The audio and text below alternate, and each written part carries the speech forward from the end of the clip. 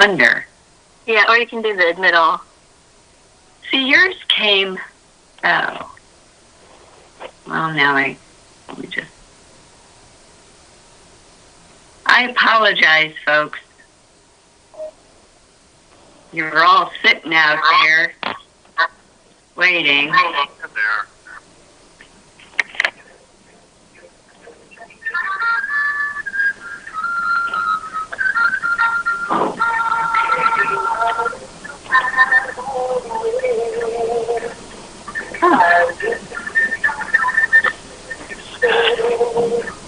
Okay.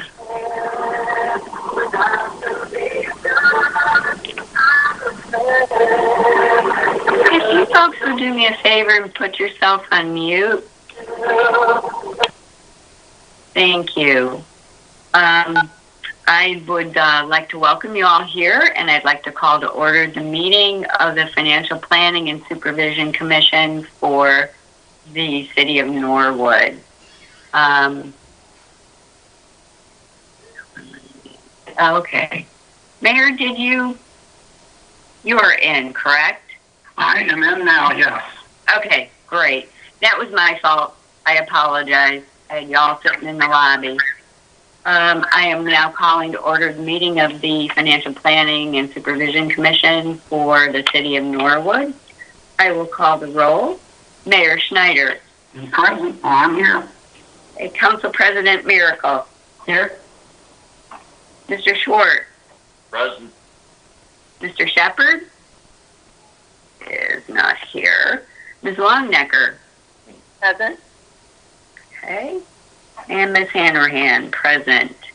For those of you that are not aware of this, Mr. Von der Haar has tendered his resignation. I believe it was effective on, gosh, I don't even remember, but I think it was on Friday, the 26th. So he is no longer with the commission. We're currently working on filling that position. And so we will progress on that. Next item on the agenda is the approval of the prior meeting minutes. I would like to give you all an opportunity to review them. I know I sent them out late.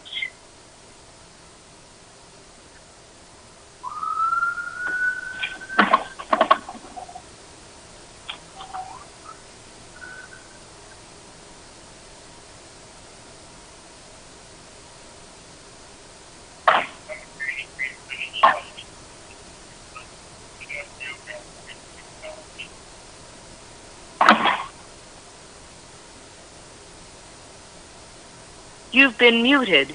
To unmute yourself, press *6.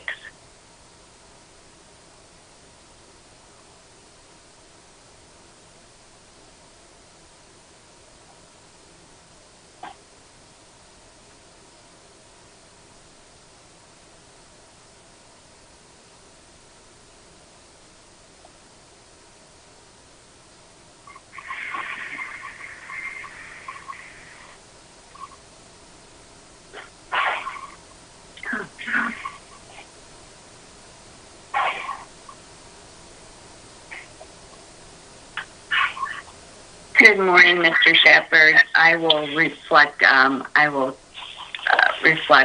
in the record that you joined us at 10:06. We're currently reviewing the minutes that were sent out late by myself. Great, thank you. Sorry for being late. Oh, Good morning, everyone. I had them all sitting out in the lobby for the longest time. So. No, I didn't have the right connection. My apologies.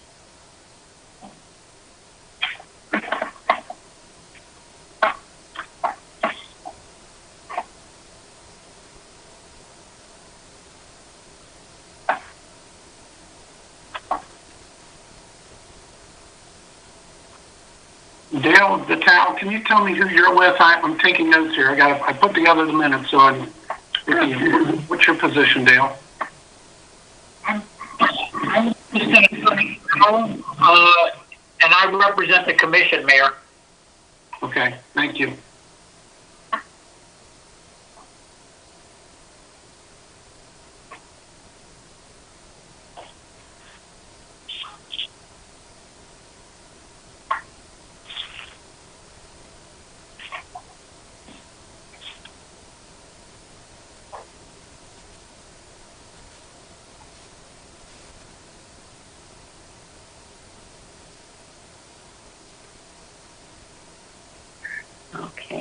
Okay.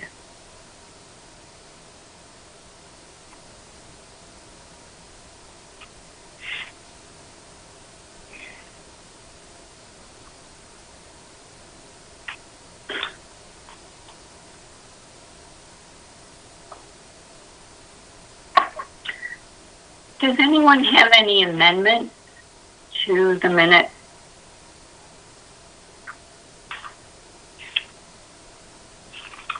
I'll make a motion that we approve the minutes. Okay, do I have a second? I'll second. Was Mr. Schwartz second? Okay. I will call the roll. Mayor Schneider? Yes. Council President Miracle? Yes. Mr. Schwartz? Yes. Mr. Shepherd? Here? I'm sorry. This is for approval of the minutes. Yes. Okay. Ms. Longnecker? Yes. And yes for myself. Next item on the agenda is the report of the financial supervisor. And Amir, you want to just go ahead and review the financial recovery plan with the commission? Sure. Okay. You'll have received that from Sharon. It came from the city. They passed it last Tuesday on the 23rd. To give you a little bit of background, and then I'm going to hit some highlights over the FRP. The city worked on this extensively, especially the city auditor and mayor. That was provided to us the 1st of February. We did our first review through February. I did give them back 18 pages of questions and concerns and some fixes. We had a call with the city auditor to discuss some of that. We also had a call with the mayor and the city auditor to discuss part of the recovery plan. From there, we had several changes to the FRP, like we normally would as we go through things. Council saw the very first draft on the 9th. They saw a different draft on the 16th. And then the final draft was done last week, and they did their 3 readings and approved that on the 23rd. And that's what's been provided in front of you today. We've went through many emails back and forth and tweaking and corrections all through this. There's been a lot of changes in the very first part of 21 for the city, and we're going to talk about that as I go through some of the highlights. But I kind of wanted to give you some of the background of what went through this FRP process. One of the things I want to talk about, the revenues that are in the FRP. A lot of that is being conservative, which we have been in the past. The biggest line item is always income tax for the city of Norwood for the general fund. The approach there was a very conservative number for 2021, and then a moderate 1% increase going out. Now that is in line with what they have done in past financial recovery plans. One of the things that could change us in the future, but as of right now, their entire recovery plan is based on the best knowledge of what the city knows right now, is one of the governor orders that went into effect with the pandemic. And that was companies were having people work at home more, and even the state agencies as well, as I am one of those. They kind of held harmless some things and put something in place to where people were still paying their income taxes where people worked before they were going home because of the pandemic. That's still a governor order at this time.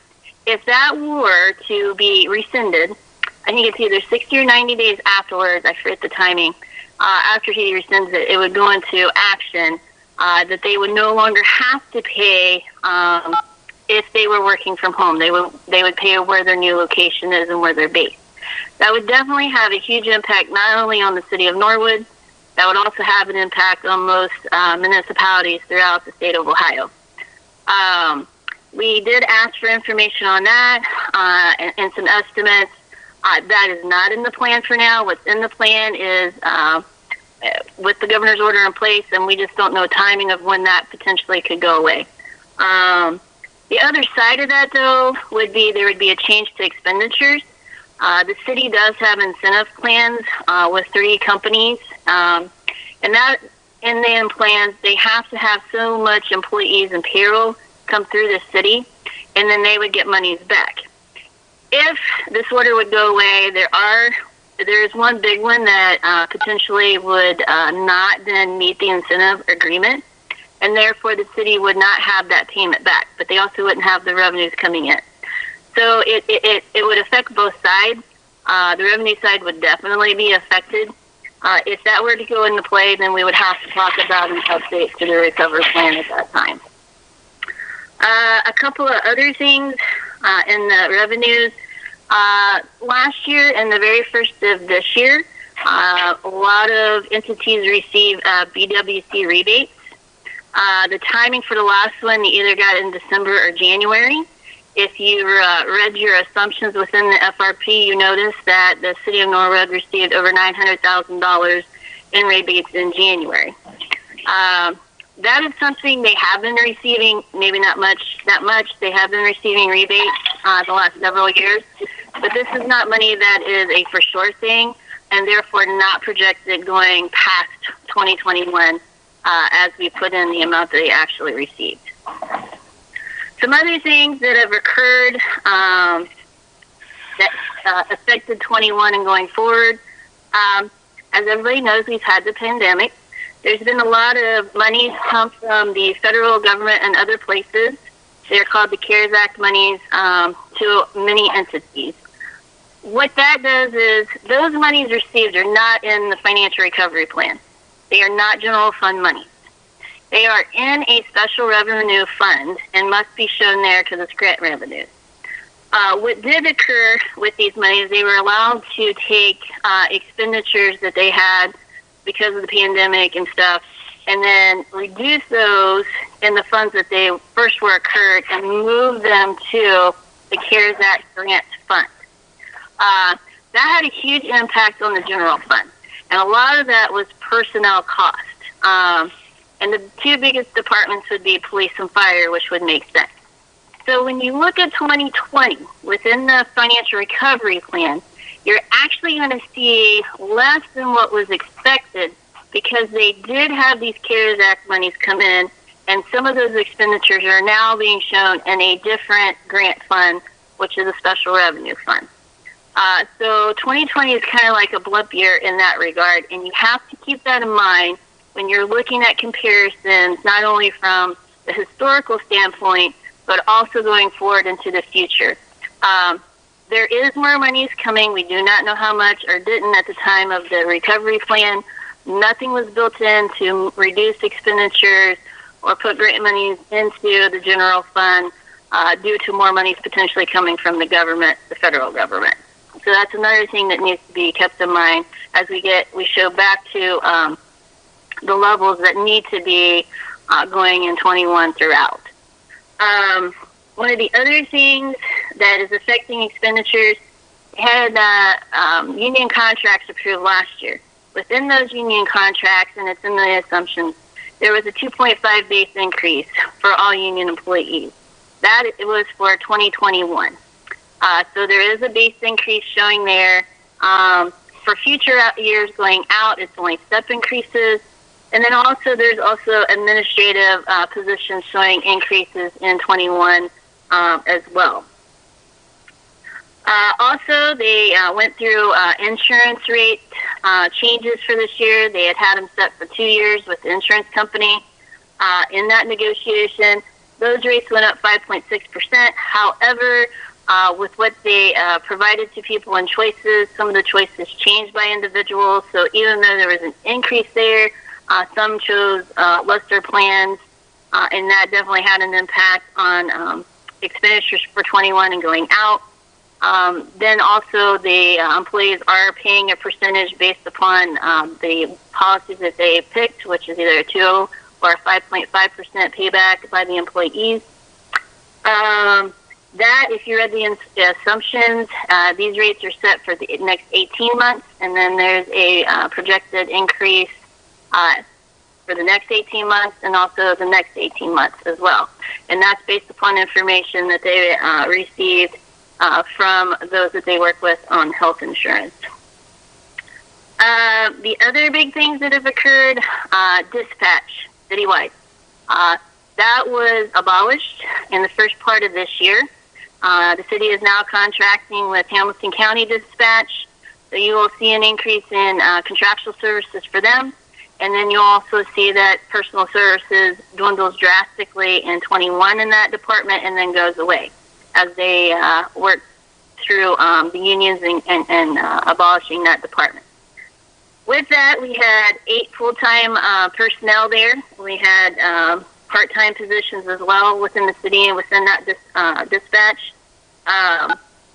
There were a couple of full-timers that did leave. These were union positions. And then the rest of them actually filled open positions that were already not filled at the time. There were some other positions that were created with some things that moved around. One being, there used to be a person that was half clerk for police, half clerk for fire. They have now changed that, and that person got to pick which department, and they're now full for one of those departments. And then they filled the half for the other as a full, so there's a position there. They also added a position, another clerk position for police. Reason being, they needed more clerks in the police department, as dispatch also dealt with some of the input for police officers as well as dispatch duties.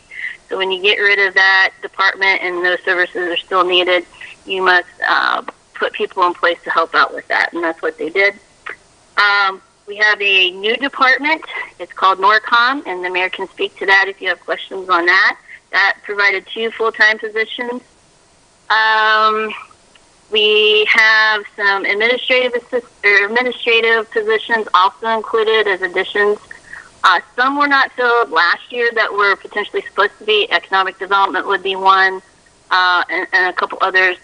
One of the new ones would be a grant administrator, also being a new position in administration. There was a change in the health department. There was a change in the Ohio Revised Code. I think we talked about this last year, and how that has to be presented within the city books. They have a new fund that's a health department fund, that's special revenue. However, there are things that still stay within the general fund for the health department.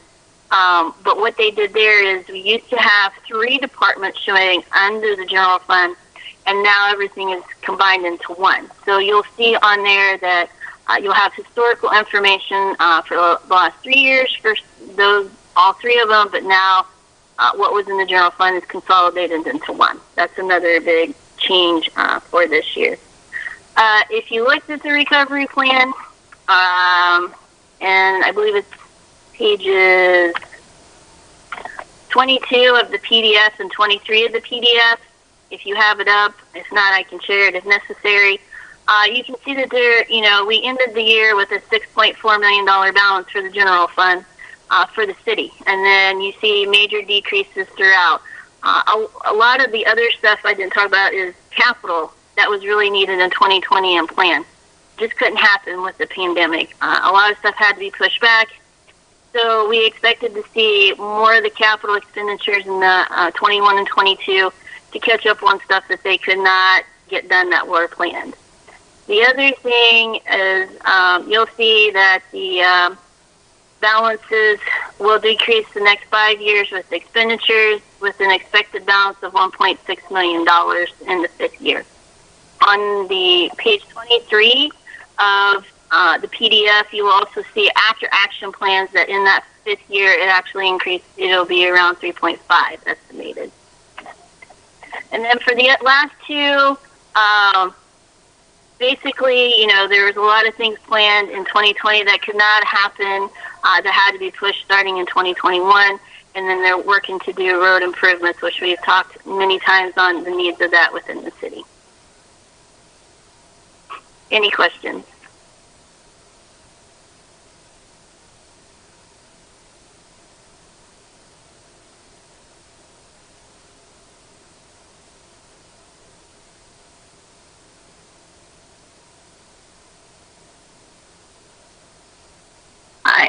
I can see us all busily going through, and I know we've reviewed it and probably want to go back to that page that struck our mind. But I did want to take the opportunity then, because Anna Mary did mention that.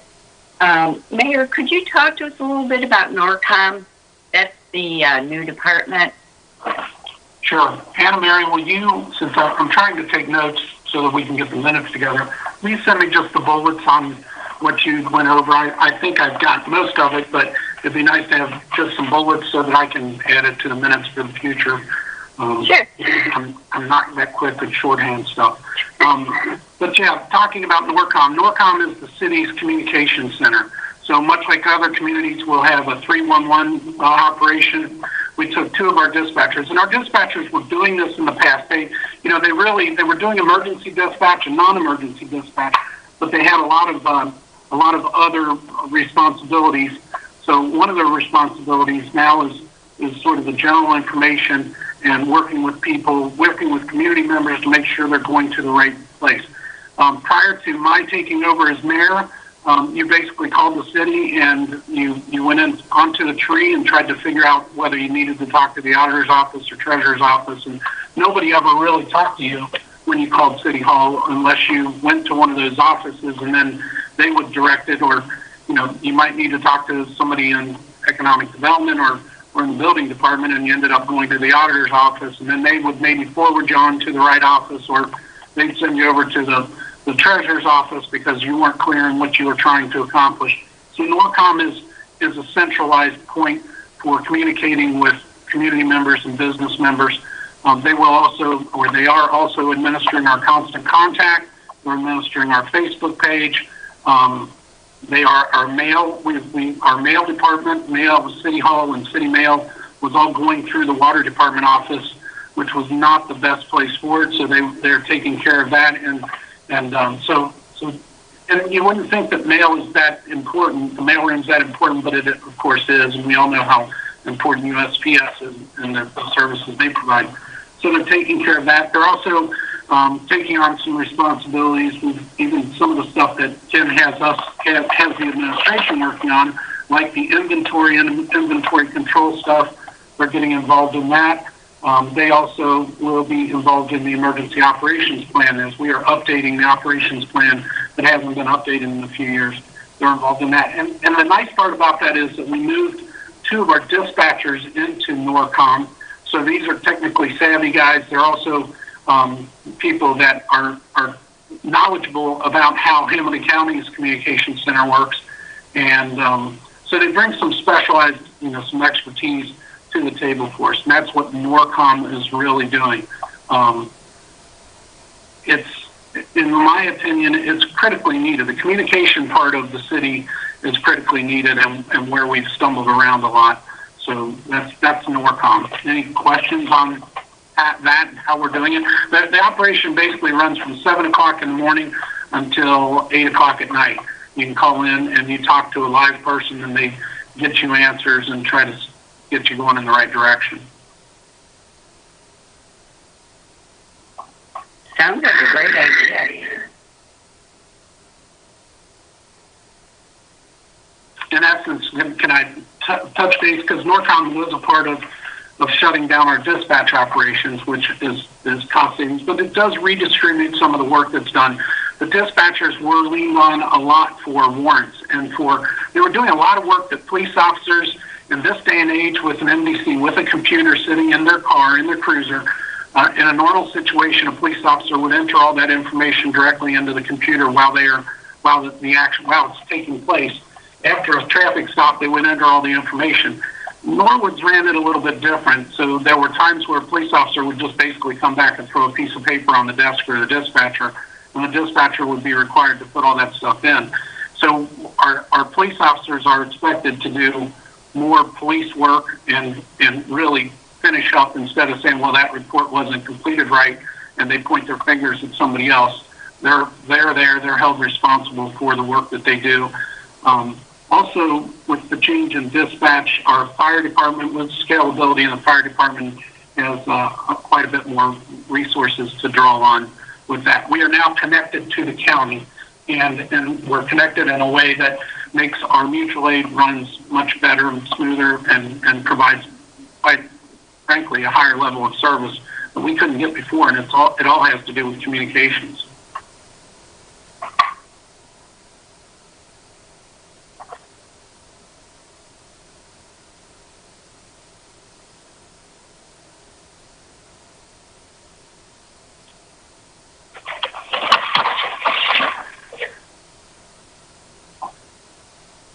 Mayor, I took notes as I was taking notes. Just odd things would catch my eye. I have written down on page 21, I was seeing a huge increase in recreation. Let me see. Well, I shouldn't say huge. Okay, these are the result of capital investment in your recreation department in 21 and 22, correct? Yeah, so recreation is definitely changing for us due to the fact that the YMCA building is shut down. They shut down for COVID, but they were getting ready to shut down anyways. The Y has been having trouble keeping that operation going properly. So when they shut down, we purchased the Y effective tomorrow. We own the Y building, and tomorrow the 1st. So we'll own the Y building, and with that, our recreation department was totally shut down basically in March.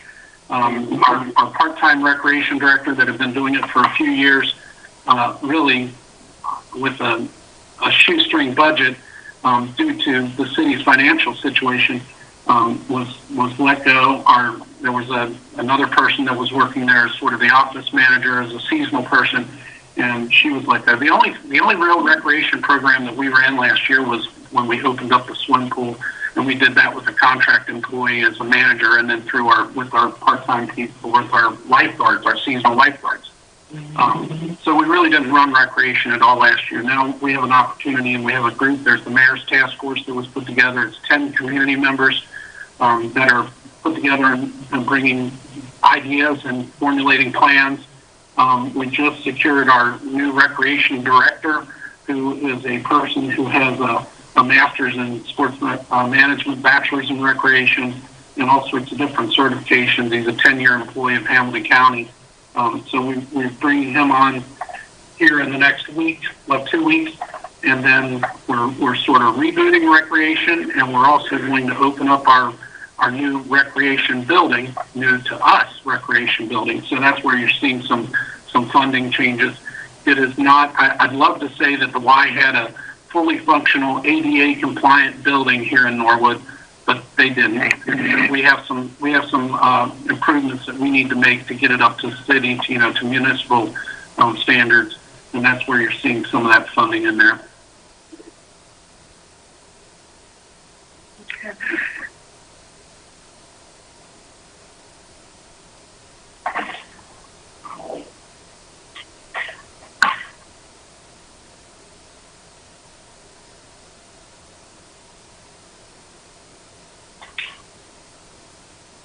Mr. Mayor, could you maybe speak a little bit to the line items under recreation, since we're on that topic, kind of going forward?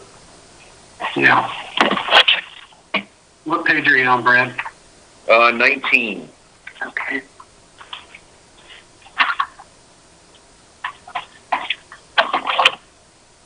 Sure. Personnel services. We will have the recreation director, which we've had before.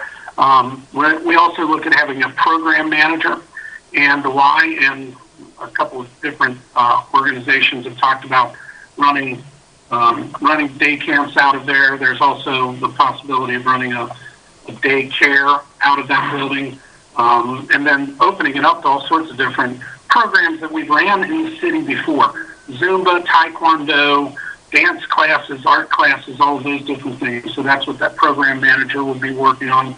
And then the last person on there is a personnel services would be the sort of the office manager, the person keeping the place, keeping the place going when all these other things are going on. So that's the three, what we consider to be the three full-time staff.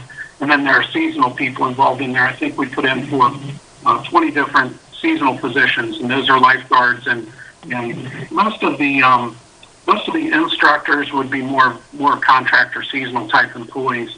So we've got to work through all those. Contractual services, we're looking at potentially the software systems, scheduling software systems. There's now a racquetball court or a volleyball court. There's rooms that can be utilized.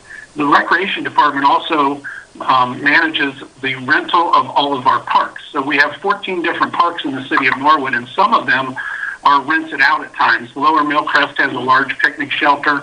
We've had a lot of company functions. Tom Shepard, you guys probably had a company function there at one time, a picnic or something. If you didn't, you should. But many years ago. Yeah, well, we're tuning it back up, and please think about it and come back to it. But even like Fenwick Park is a great park for graduations and things like that. And the parks are rented out, a couple of them are rented out very consistently. So that's putting together the software programs. And, with COVID, we've really tried to embrace more of the technology. So instead of, yes, this is something that our NORCOM people will be involved in, but putting together the website and being able to go to the website and look at it and say, hey, the Schwartz family has it that weekend. Sorry, the Schneider family has it that weekend.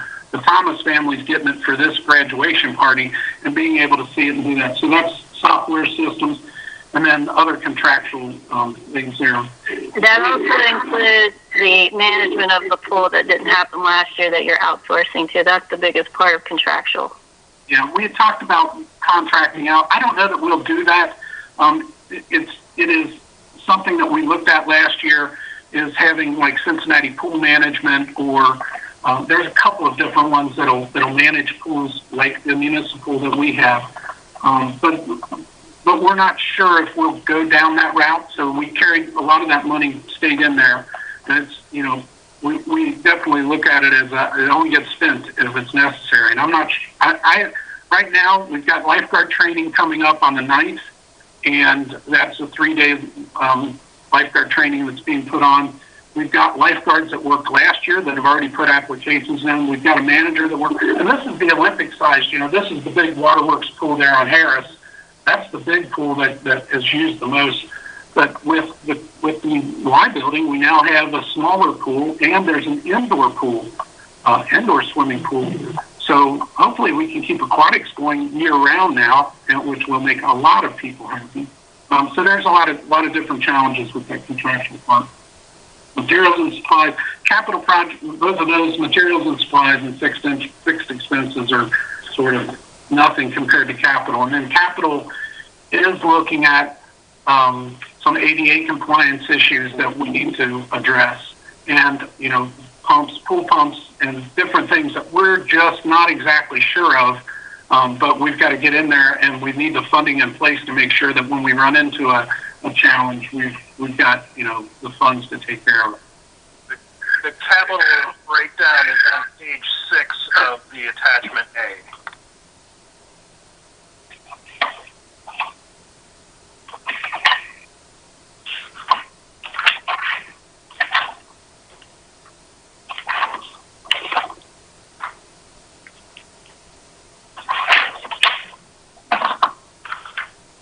So building upgrades, we've got $150,000. I don't know if any of you guys have used the YMCA building in years past. I was a member for about 15 years, and it is it's a well-kept building, but there are stairs every place in that. Every place you go, it seems like you're going upstairs, downstairs, and then you're going down even more stairs to go to the swim pool area.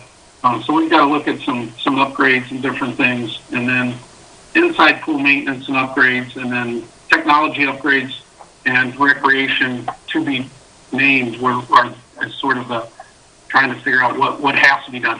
The building was not operated last year. The outdoor pool was not opened last year. So clearly, as we reviewed the building and reviewed the structure, it's like, well, this worked in the years past, but and that's a big question mark. What are we looking at in the future? So that's recreation. Anything? Any other there, $130,000 next year at the rec center. Yeah. 6. Accessibility, yeah. Yeah. Is that for wheelchairs and such, or? Exactly. One of the first questions that came up, Brad, is because we have the community senior center. The community center, senior center is sort of connected together. And one of the questions that the seniors all came up with right away was, what does that mean for our building on Cortland Avenue, which is the old St. Elizabeth School that was changed over to our senior center. And as you think about it, they have a kitchen and there's a large area over there that's used for wedding receptions, and it's going to be interesting how we utilize both of those buildings, and if we need to utilize the community center in the future, how it's utilized. So the community center has the same challenge. Every place you go, you're either going up steps or down steps, and they've built ramps in there, but realistically, for it to be proper usage of a community center or a senior center, we need to have some elevators to move wheelchairs around and make it more accessible.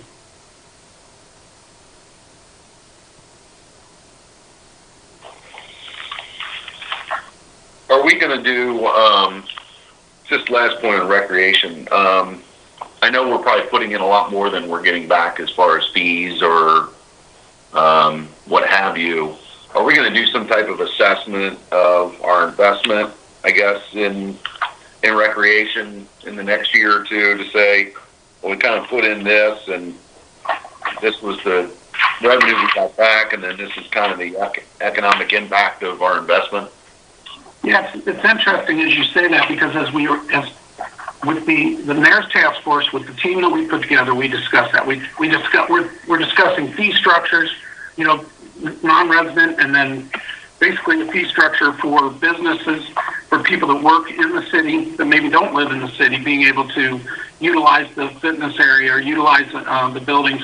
But then there was a lot of discussion in years past when the city of Norwood provided programs. There was never really a discussion on, can this make a little bit of money to pay the cost for, what are the expenses with this program? It always seemed like the city was just subsidizing every program that came along, and the people that took advantage of it were just taking advantage of it. So that is one of the things that we discussed with the new recreation director is, putting structures in place and putting fees in place to make it so that it's not, we're always going to have to subsidize recreation in some way, shape, or form. Sure. But do we have to do it on a grand scale, or can we somehow, really put the programs together and then put the budgets together for those programs, and then, like you said, do a cost versus benefit analysis? Yes.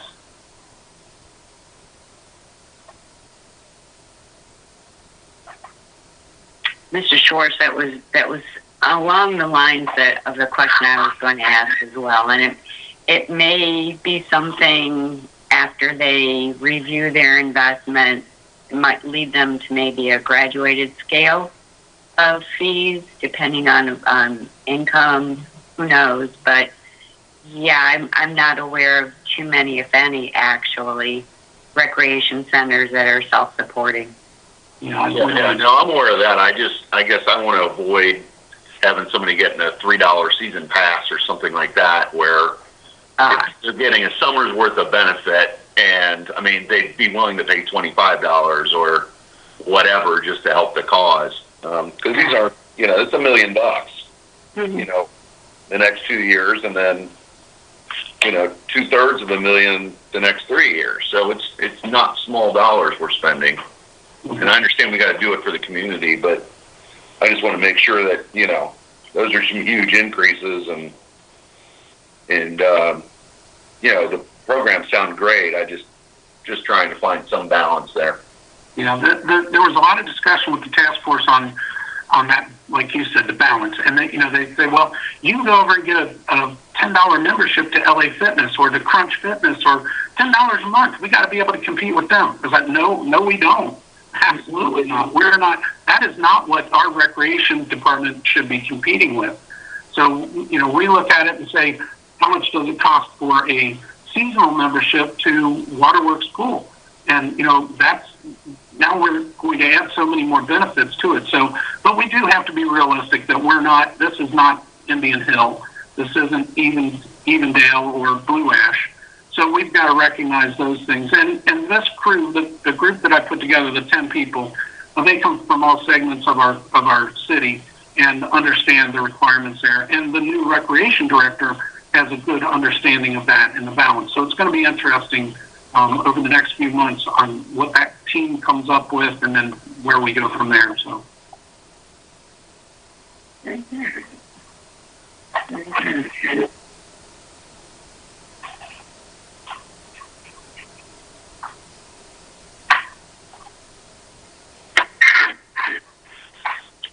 I guess maybe in speaking to the cost benefit and the investment side, I was looking on way at the beginning,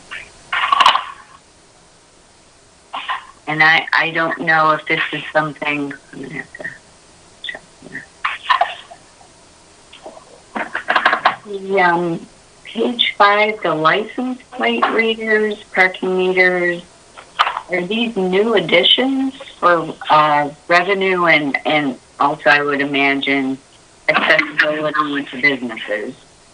Yeah, the license plate readers is sort of old technology, and actually we have one static license plate reader, which is mounted to the light post across Montgomery Road. That software is outdated and needs to be updated.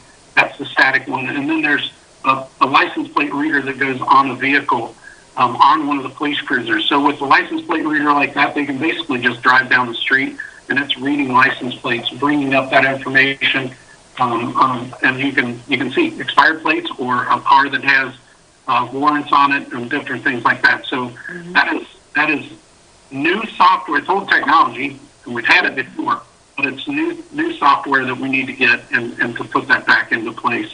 And then the parking meters. I walked down Montgomery Road today. The parking meters are in terrible shape. We have Xavier University is taking out parking meters in one of the areas that they developed. They're going to a different system, and we are actually going to a parking payment system online. This is another part of NORCOM being involved. The parking system that's online, much like Cincinnati Park does. It's an Easy Park. There's an app on your phone, and we're changing over to that. In years past, parking enforcement has generated some funds. We are bumping up our auxiliary officers. Our actual beat officers are not the best at. You can tell them you want them checking parking and do parking but the beat officers are not the best at this. Actually, the auxiliary officers have been doing a great job in parking enforcement. And you can see a little bit of funding coming in from them on the mayor's court reports. But that's something we just need. And that big part of the parking it's really not funds generation. It's more of having parking places in front of businesses where people need to walk in. And they're only there for a half an hour because they want to walk into the business and make a purchase and walk back out. If we're not regulating that parking, then somebody parks in front of their business and people just drive on by. So that's a part of regulating the parking too. That just led me to my next question, but I did note that there was an increased use of auxiliary police starting in 2021. So that is for the parking meters. Well, that's only one part of it. Auxiliary police need to be in our parks. And we have seen, especially with COVID, we've seen a lot more people out and in our parks. And we really need the auxiliary officers out there. The recreation department is going to start running some programs out of the parks, and we definitely need to have security in place. We're making, you can look at the amount of investment just in our different parks. We're putting a lot of new equipment in the parks, and we're doing a lot to upgrade our parks and try to get people, to stick around Norwood. And with that, we definitely need to have our auxiliary officers. Again, it's hard to get a beat officer to get out of his patrol car and walk to the back area of a park. But auxiliary officers are more focused on that. They're more, they do recognize themselves as sort of park police. This is an increase of 2 personnel starting in 21 as well. Okay.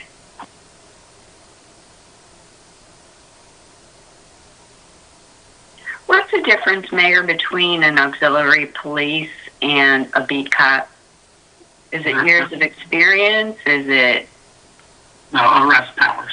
It's actually a person who's certified by the state to be a police officer. So it's a level of training and certification that they have for the city. You're not going to auxiliary officer. Those are the guys that are doing it, working the parades, or they would work special events, things like that. They're supplemental, but they don't have the same powers that a officer, a sworn officer, has in that manner. A big part of the budgetary aspect is an auxiliary officer makes about $15 an hour as a part-time employee without other benefits.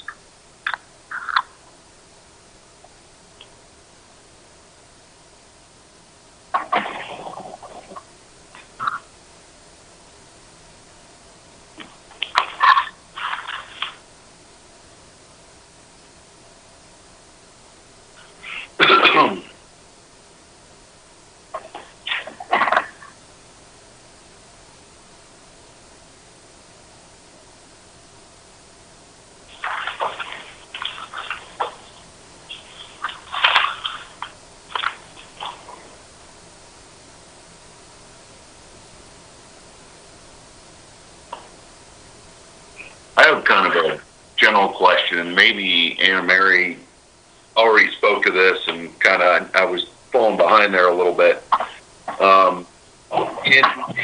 many of the categories, law director, auditor, I see a large increase in 2021 personnel services and contractual services. And I thought Anna Marie said that this cost have been moved to a special fund related to, I guess, grants that we're getting, or I guess I'm a little confused on just those substantial increases across all those categories. Okay, so one of the things that's affecting some of the departments is they got CARES Act money, which is for COVID relief. Right. So some of that was used for personnel. So if you had to be off or quarantined or stuff like that, or they covered overtime, some of that personnel cost then was moved out of the general fund into the COVID grant fund, basically. And what page is that on? Or where can I find that? You can't really, I have information on that, but it's not really in the plan. Like, the numbers are there. It's just knowing the in-depth stuff. Hold on. I have information on what they spent in COVID. I can pull it up on the screen. Give me a couple of seconds here. And this is from the city. Could you say, Anna Mary, that had the city not received the COVID money, their expenditures in certain departments would have actually been higher in the Yes. general revenue fund? Yes. As you can see, in what I have up here, hopefully you can read it, you have the different departments that they use to move expenditures out of the general fund. You can see in column B, there is actually $790,000 worth of personnel costs, and fire and police were the two big ones, and I had them highlighted for my purposes. But you can see in other areas where they had to move some, like the law director you mentioned, and the auditor's office, and some of the others. And then you can see materials and supplies. Now, some of that probably wouldn't have been needed without the pandemic. We're talking about hand sanitizers, more cleaning supplies, masks, stuff like that. So potentially, because of the pandemic, that would have been a blunt for us if they had to paid for it, if they hadn't got the money. So that's something to keep in mind. And then they were able to buy some things in capital improvements that they would have needed anyways. It just allowed them to speed up the purchase that they had in the plan to begin with.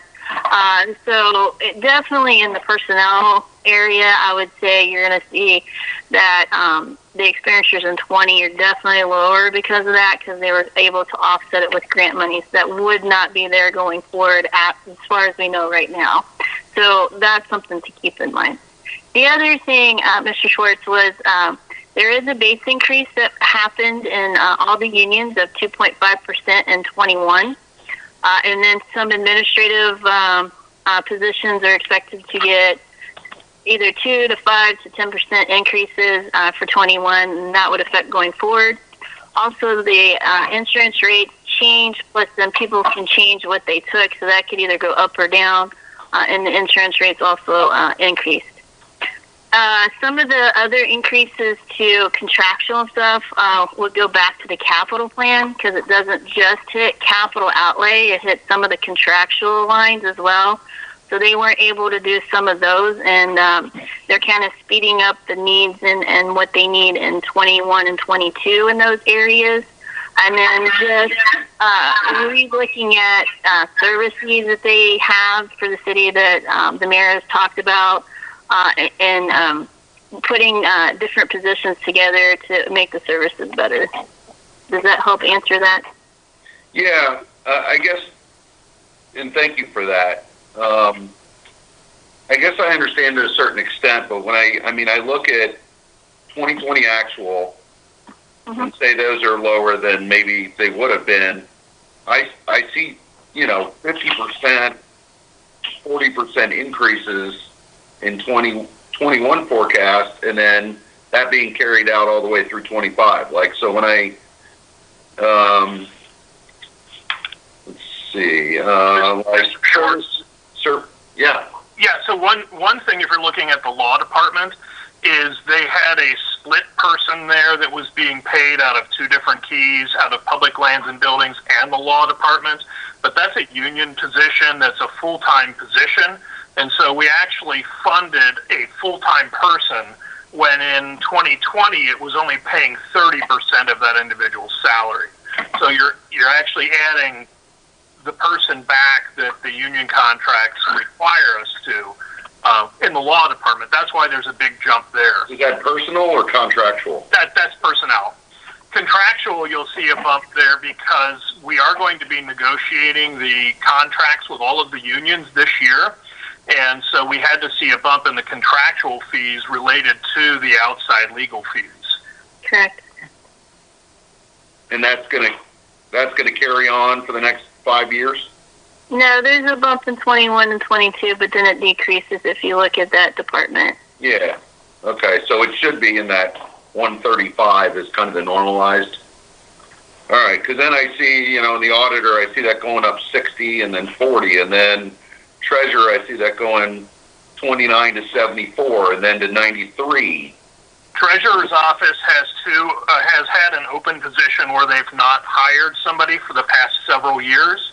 Our assumption has to be that they are going to hire a full-time person into that office at some point.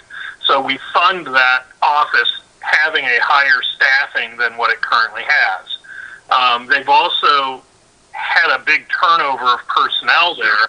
So their expense under earnings tax and treasurer tends to be lower in past years than what actually is budgeted for due to the lack of staffing. No, that would just be the treasurer's office at this point. The income tax department actually has been at the same staff for the most part last year and into this year projected. Because I see it going to 74 and 21, and that would tell me that's a new person. But then I see it jump $20,000 more. Is that the next? Well, also, they haven't filled that. So some of these positions that aren't filled at this time, the projection was they'd have people in place by April of this year. So you would only see them for 3/4 of a quarter, and then you'd see the full effect in 22.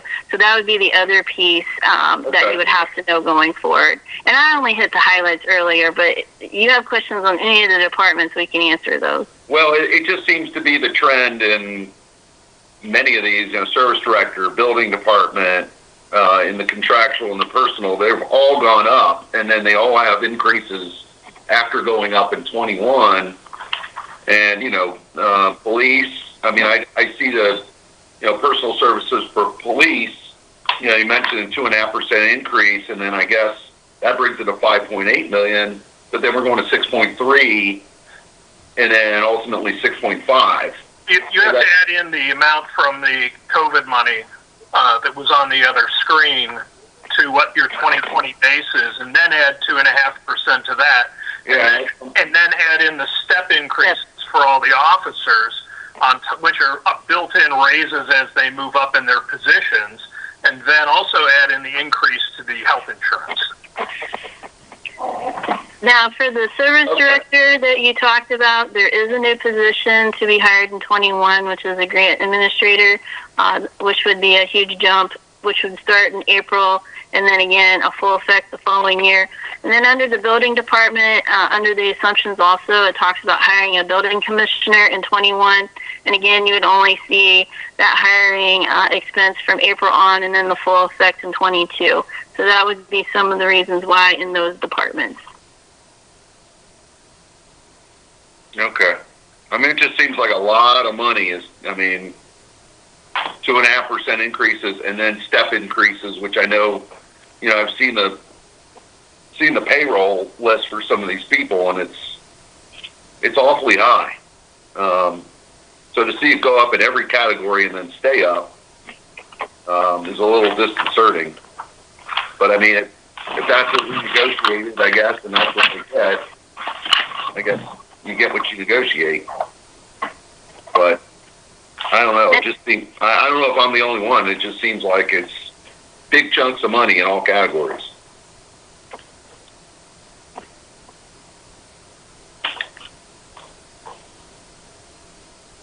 I guess that's all I had.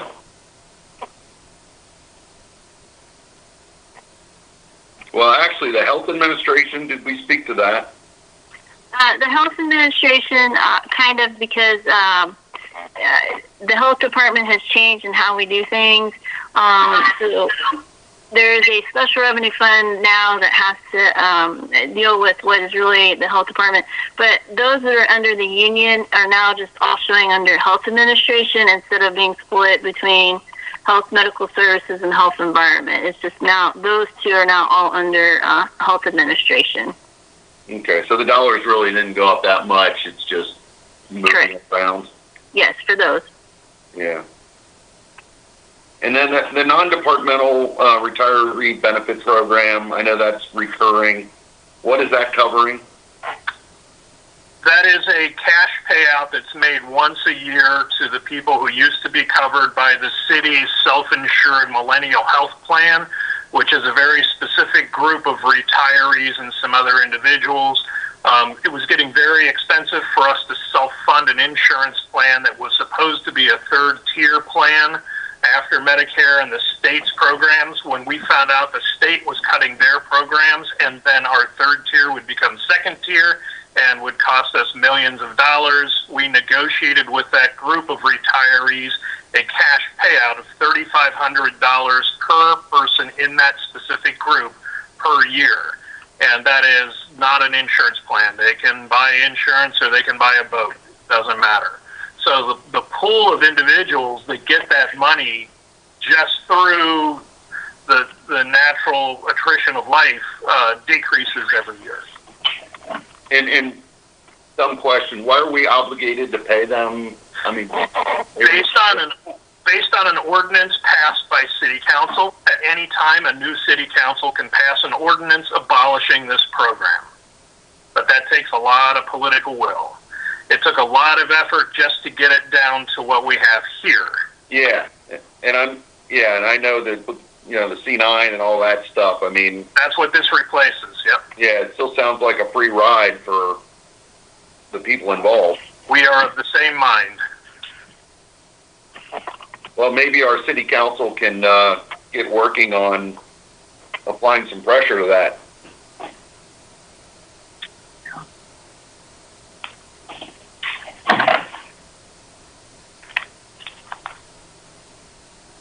Oh, page 21 has implement employee wellness.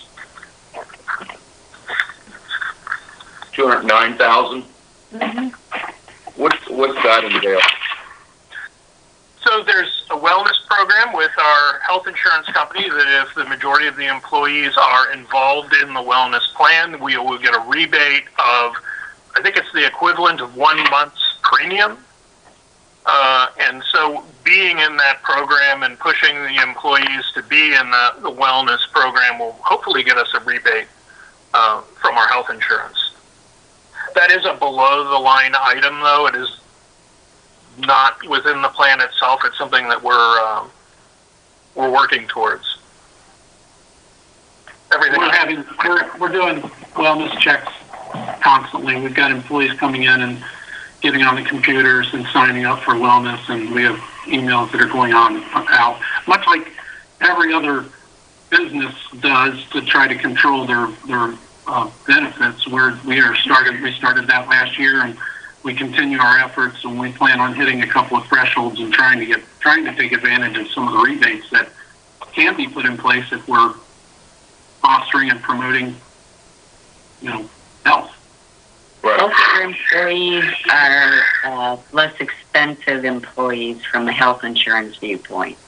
Sure, but I mean, $209,000. I'm seeing that's a lot of money. I mean, It's a lot of marketing. It's a lot of. The state does it. I couldn't tell you how much the state pays for it. This is a savings. This is how much we would get back. Yeah. Okay, that's the part I was trying. Okay. It's the equivalent of a 1 month's premium for general fund money. Okay, so that's the rebate. potential money we could get back. Correct. Okay, that makes 100 times more sense. Okay.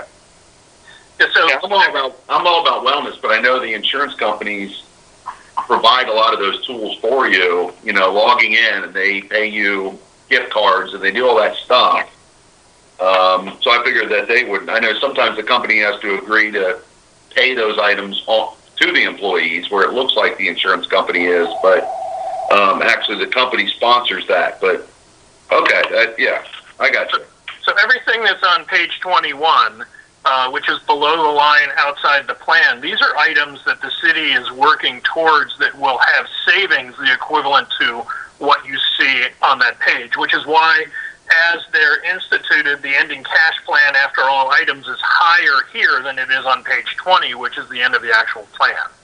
So if we could increase the 2022 contributions the employees pay for their health insurance to 5.5% and 8%, there would be an additional $89,000 per year savings to the city. Got it. And then on top of that, if we can go to 8 to 10%, there's an additional in 2024, an additional $74,000 on top of that. So these are kind of negotiating goals that we have with the unions, but we can't put them in the plan itself because we haven't made those deals yet. Right. Now, I thought that there was already some kind of premium sharing going on that was put in the plan. Yeah. Yes, employees already have to pay a portion, and that is being reduced in the expenditures as that comes out of their gross salaries. Okay, so it's not being shown here, it's being shown as a cost reduction in the other area? What has already been approved by the union contract at this time, yes, and entered negotiations. That's already up in the top part and shown as a reduction to expenditures for insurance. It's the items that they want to work forward to that have not been approved yet, that's what we consider below the line recovery plan items that Jim was talking about that aren't realized yet because they haven't been approved. Right. And so where are we at now? Are we at the 5.5%, 8%? No. We're at 2 and 5.5, depending on which programs they have. And our goal is to try to move to the 5.5 and 8 from the 2 and 5.5. Oh, okay. But we'll have to renegotiate that in the next contract to try to get that to be larger. Yes, just a rough number of what the employees are projected to pay this year is $161,724. Okay.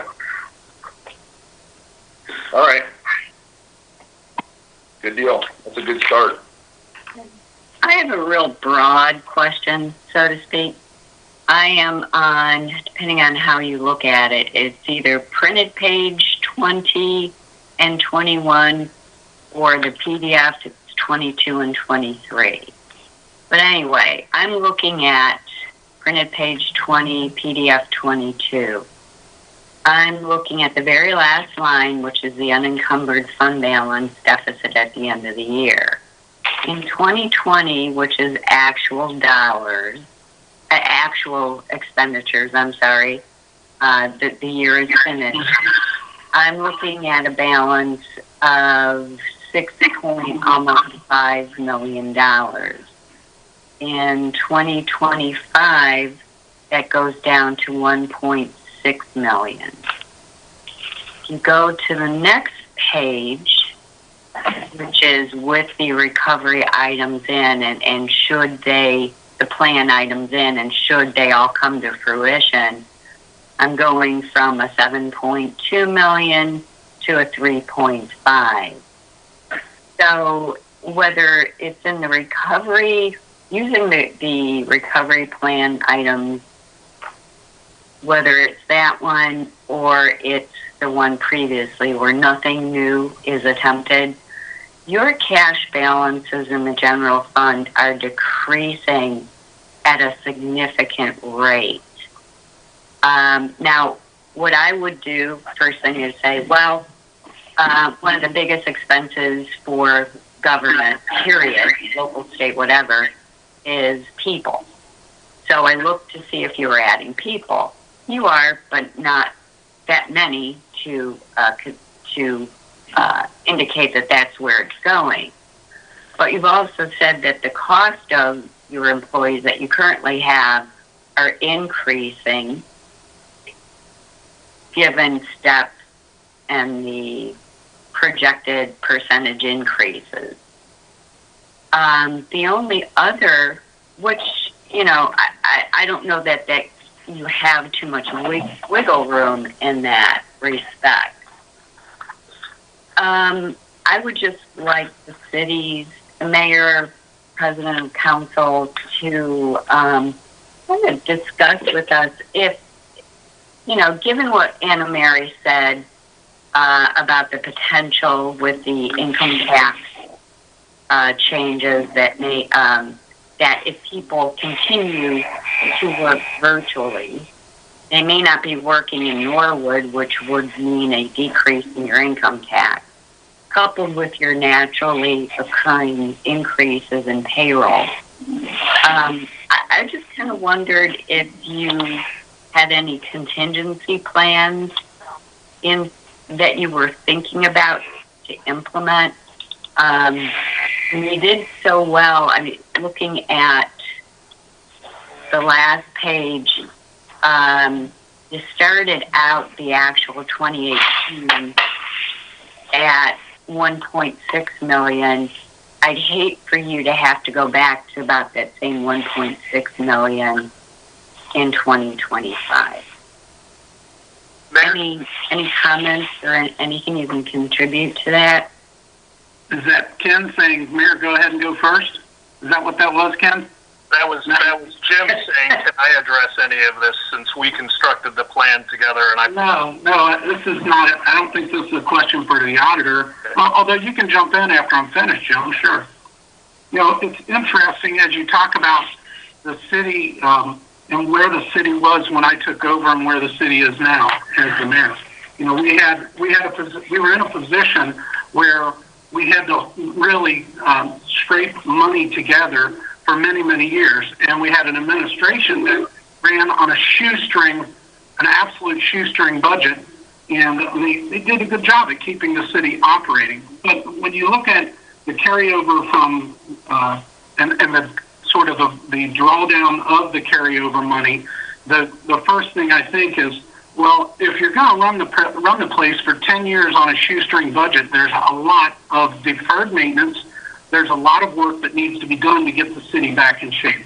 So as I look at that, I say, that's okay, because 21, 22, we are spending a lot of money to get the city back in shape. But we're spending a lot of money. I mean, I was at City Hall today, and I'm looking out a window, and you can see where the brickwork is falling apart, where water has gotten. All these are expensive repairs to a building that's been around since, it was built in what, 1915. Nothing has been done. So for years, there's been nothing done. We're going to have a lot of big expenditures, capital expenditures in these next few years. So you are going to see some of that decline. On the other hand, what you are seeing is repairs that are made that are sustainable. And we've got to put into place preventative maintenance programs. And we've got to look at this and be proactive and take care of our buildings because we have the funds to do that. So all these changes that we're making and where we are drawing down some of this is money that is spent in the right direction. We're also trying to, when we talk about bringing on a grants administrator, bringing on a project manager, we're trying to look at the best ways to spend the money properly to get our city in great shape. And then it is maintaining it. Then it's keeping the right people in place to maintain it. So yes, staffing-wise, those are concerns. Just over the last year, we've made some changes to staff, and even in this, as you look at the assumptions, we are putting staff in place that are necessary to run the city right for the many years to come for the future. So we've got a very good superintendent of public works who's working with our water distribution system, but he doesn't have all the tools that are necessary for him to do the job right. So we're going to get those things in place.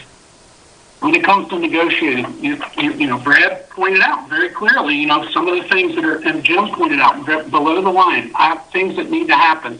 So it is a continuous improvement effort. It's every year trying to improve upon what we've got. in this staffing plan, we're looking at some staffing changes to the command staff for the police department and for the fire department. Things that haven't been changed have been stagnant for so many years, and for no reason other than it's hard to make changes.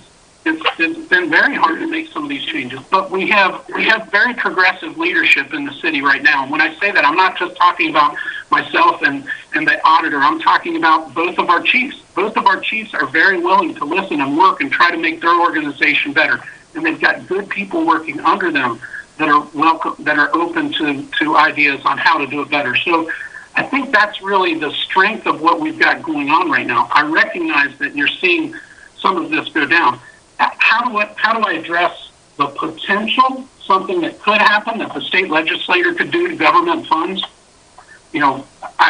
On one hand, I say I keep my fingers crossed that they really do what is necessary and right for municipalities like ours, small municipalities. Have they done that in the past? No. Have they put cities into tough situations in the past? Yes. Will we evolve, and can we evolve, and will we make changes? We've talked about before, it's 2020 on these sheets, on the sheet that's right in front of us, is actual.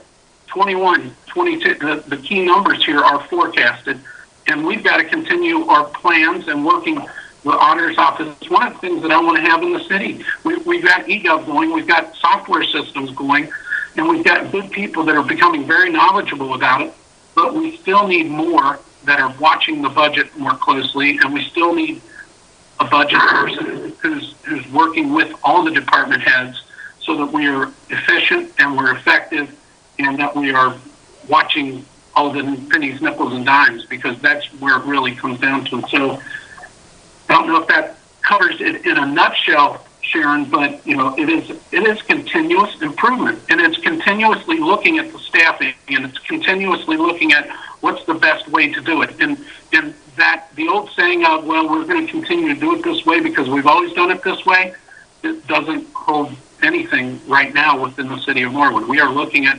like with dispatch, we're looking at making improvements that improve the services to our community members. And that's what it all comes down to. So, yes, I'm concerned. Absolutely. I think I think the numbers are conservative in here. I think there are all sorts of different doomsday scenarios that you could throw at this. But then there's also scenarios where you can go, if things keep going the way we see them, and if we can continue to work on this on a regular basis, the city will thrive and do just as well as it can. So, Jim, you want to add something to that, or Ken? Just quickly, I want to point out that $1.6 million is a very intentional number. The Government Financial Officers Association's recommendation is for year-end carryover to be the equivalent to the expenditures of the average January expense. And so for the city of Norwood, historically, that is between $1.4 and $1.6 million. So we try to end the forecast at 1.6 so we can cover the expenditures for 2026. However, having a larger cash reserve at that time doesn't serve the community itself. We need to be taking the money, and instead of having it in the bank, improving the infrastructure and the quality of lives of the citizens who gave us the responsibility of managing these funds. That being said, if you look at the capital improvements plan, which is attachment A to this, and on page 6, you'll see the total capital projects for each year. That is a significant amount that's being spent, page 6 there, significant amount that's being spent each year on these infrastructure projects and improvement of the city services and improvements of the quality of life of the citizens. Should there be a drastic drop in our revenue, this is where we flex. These are the programs we cut. These are the things we don't buy. And the capital plan gets cut back every year should our revenue drop. I do want to just say one other thing to this. You'll notice on page 20 or even here on this page 6, there's a jump in that final year where it goes to $1.6 million in expenses in 2025. You'll see the carryover on page 20 drops a significant amount in 2025. That's also intentional budgeting because in 2025 and in 2026, those 2 years are the first 2 years that we will have to pay the lease on a new ladder truck, which we're expecting to have to buy in 2025, and also the replacement of all of the self-contained breathing apparatus used by the fire department. And that's going to be about a $400,000 expense that's paid every 15 years. Knowing that's coming up, we are saving some of the money in the capital plan, pushing it forward, knowing these big expenses are going to come in 2025. That's why you see it drop from 2.5 to 1.6 million. But again, our goal is that 1.6 million. Mm-hmm. Fair enough, gentlemen. What is, Jim, what is that $1 million in other projects TBN in the street fund? Under streets, we tried to say what are the projects we're going to be doing, and we have some very specific street plans that are already there. And then we're like, you know what, there's still $1 million left to do other things that we just haven't had the engineering plans for yet. I know that the mayor's had an outside firm come in and do a street survey, but the idea that right now we don't know what that survey is going to say, which streets to do, that to be named is just the streets that we're waiting to hear back on that to come up with a plan of what to do later this year. And we're working on that. I mean, Montgomery Road is one of them where we look at it and say it's going to be 2023, 24, 25. We've got to do repairs on Montgomery Road. All of that's expensive.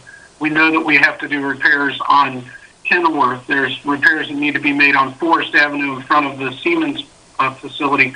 There are quite a few areas where the streets have just gotten to a point where we're going to have to, and we hope to tag them on, Brad, to some of the other ones. So if we've got the contractor working up in the Indian Mountain Sheridan Avenue area, Sheridan Drive area, hopefully while they're mobilized and in the city, we can add some of these areas that are in dire need of repair, and that's what that some of that funding is for potentially. Okay, great. Feel free to put the bow on there as well. And wire. Well, and that's probably why we've got the TBN there. Is if you put a street name on there, then you get a huge outcry when you go, well, the engineering study didn't show that as being the worst. So yeah, I understood. Yeah. Yep. Okay. Does anybody have any other questions on the plan?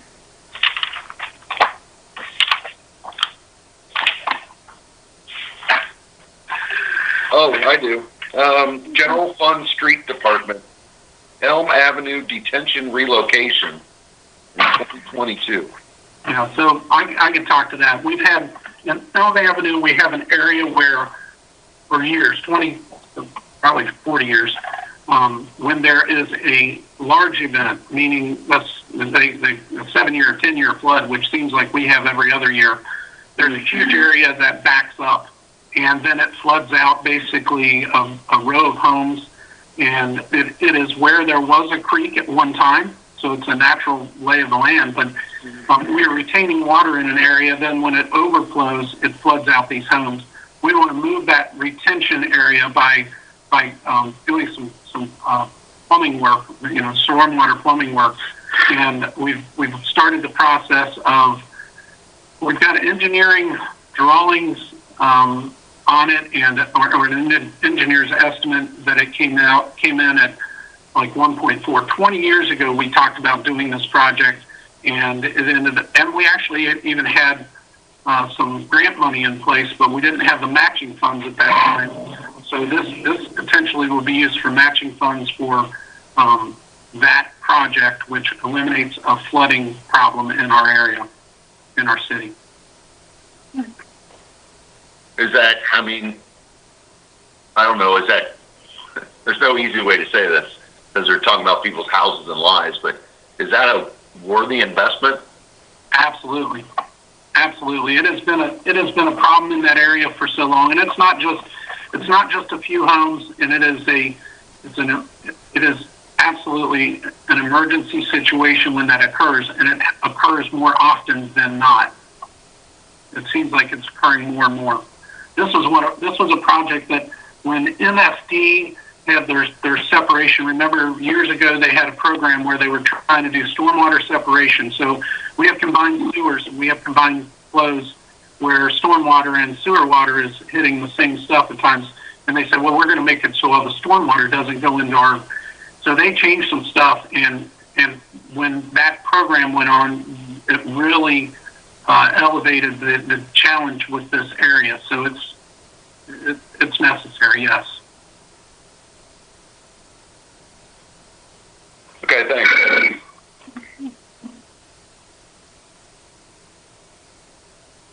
Okay. Any other questions?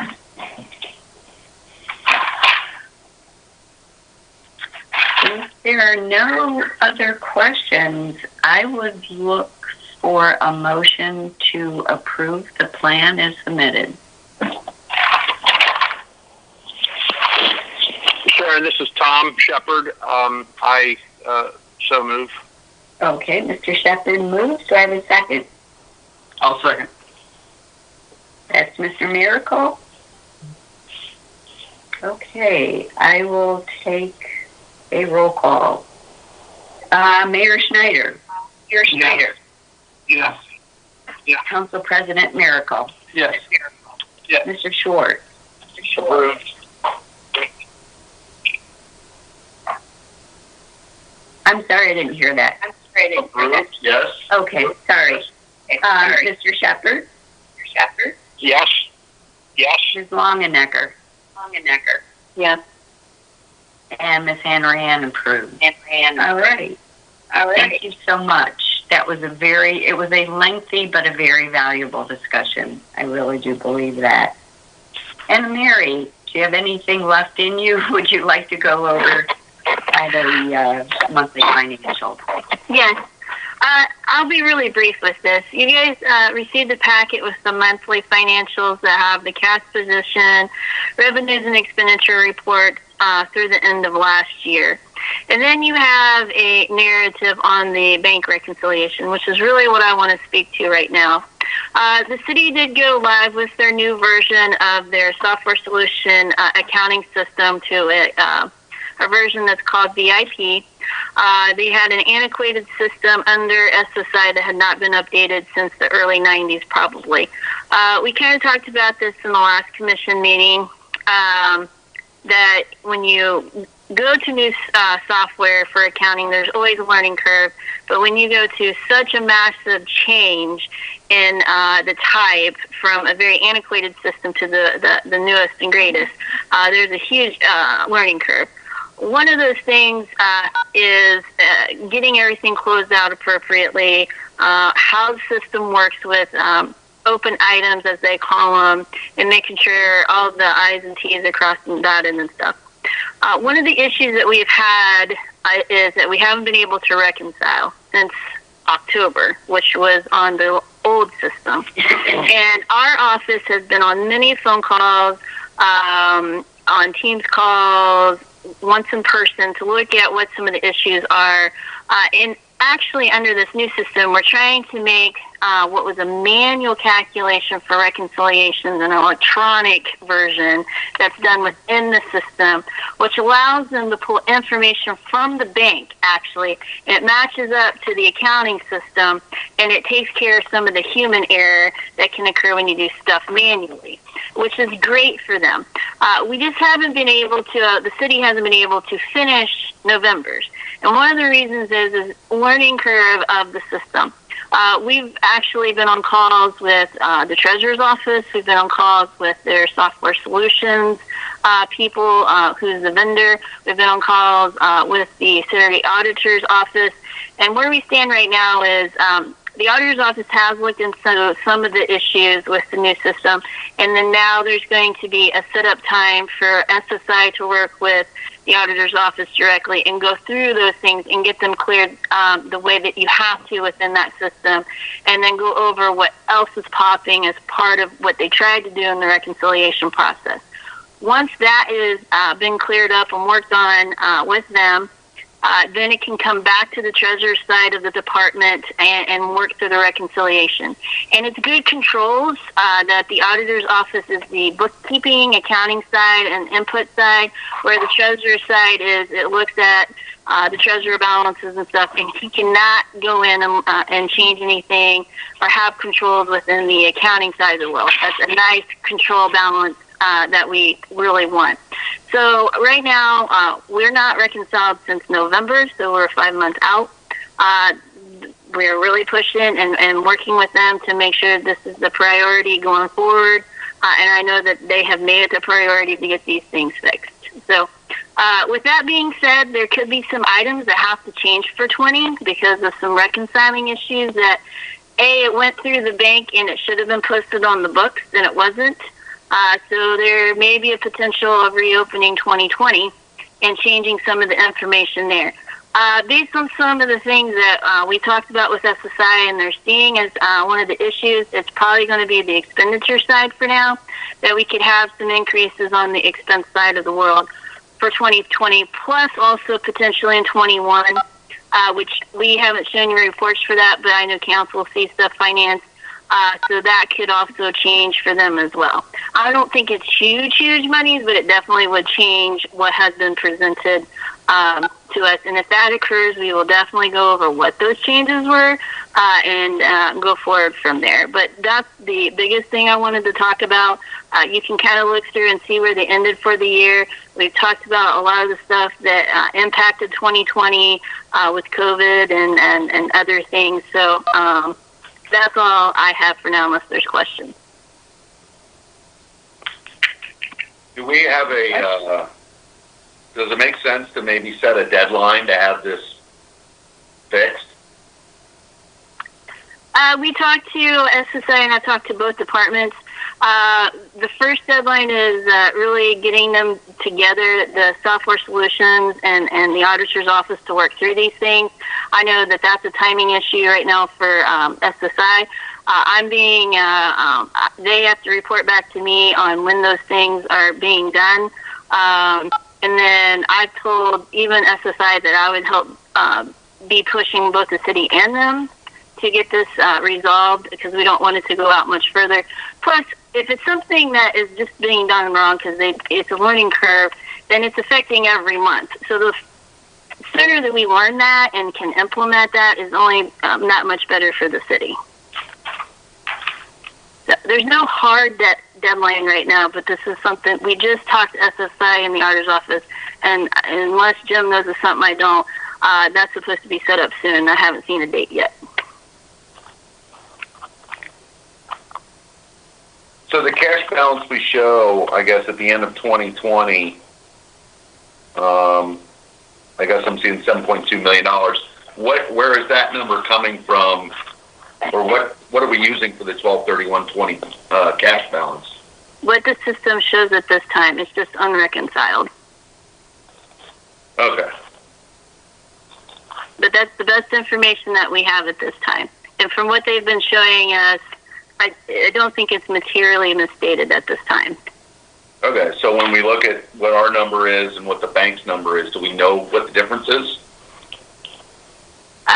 We've looked at November, but we're not even close to that point because we're trying to do it all electronically, and so the system kind of stops you once there's all these things that pop up and say that there's issues and you have to work through those.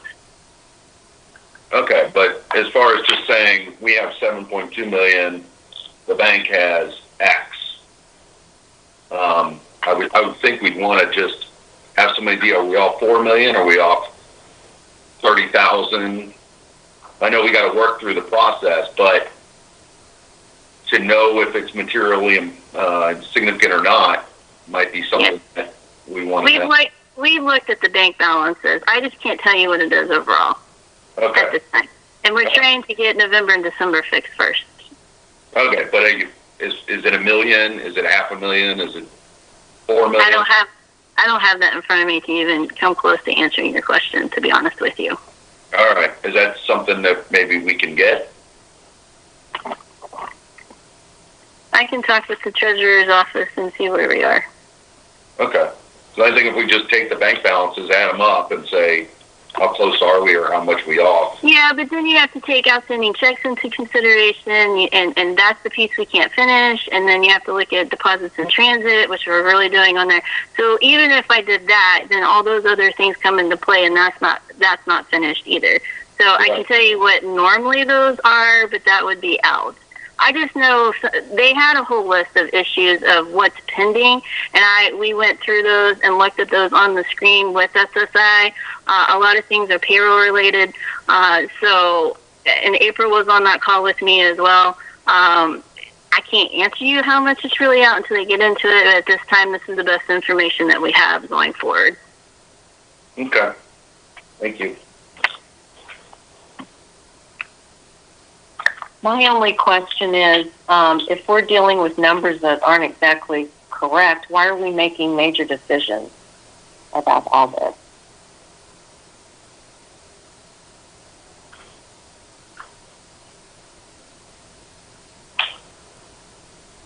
Are you talking in terms of the plan, Marcy, or what? Correct. What? I mean, unless I'm off base here, if what Anna Marie is explaining, you know, and then Brad's bringing up, you know, the difference between the bank numbers and the numbers we're seeing, but yet we're making decisions, but I don't feel like we're looking at correct numbers. And am I off base here? I think that the amounts that we're talking about are not material. I think that the changes to the financials that you're seeing that directly relate to what is in the FRP will be minimal in nature. What we've found is a lot of these are related to invoices that are generated on the new system within the payroll program. And a good example is if we have to send money to the federal government for federal taxes, every time a payroll is run, an invoice is generated for that. There's about 30 invoices of this type, Social Security, pension, et cetera, that are generated. Well, those are logged as expenses at the time that the payroll is run, even though they're not physically paid yet. So it shows as an expense on the expense side. Because it was a new thing done in November when we had the new software, a lot of those invoices, even though things were paid, still were showing as outstanding invoices in the system.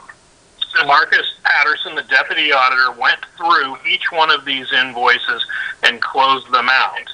Now, at the time that we actually switched over from the old system to the new system, there was a number of these invoices or expenses that were remaining out there that hadn't been cleared out of the system. SSI, the software company, went in and cleared a lot of those out. But there are some changes that were made that they made on their side that we weren't really notified of. And a good example is there's a $345 expenditure that was created by SSI and logged into the system that is related to payroll, but that we don't know what it's for. And so anything that they've cleared out, they've got to get together with us and go down the entire list to make sure that all of the invoices that are created at the end of the year have been either paid off or, if they're duplicates, removed from the system. And this is a new way of doing it. Now, Marcus has gone through and removed everyone except for that $345 one from up to December 31st. We're processing all of them as we're supposed to and as we've been taught on this system this year for each payroll. But until we can go back and clear November, that $345 is one example. What else is in there? It's hard to say. But it's not going to be a large amount of money from what we've been able to determine.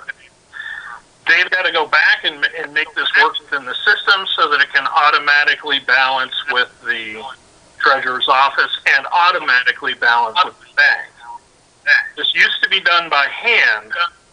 So if you weren't balanced perfectly day one when the new software came on, and there were still reconciling issues that were out there on either side, the treasurer or the auditor, then you weren't starting with the same starting line.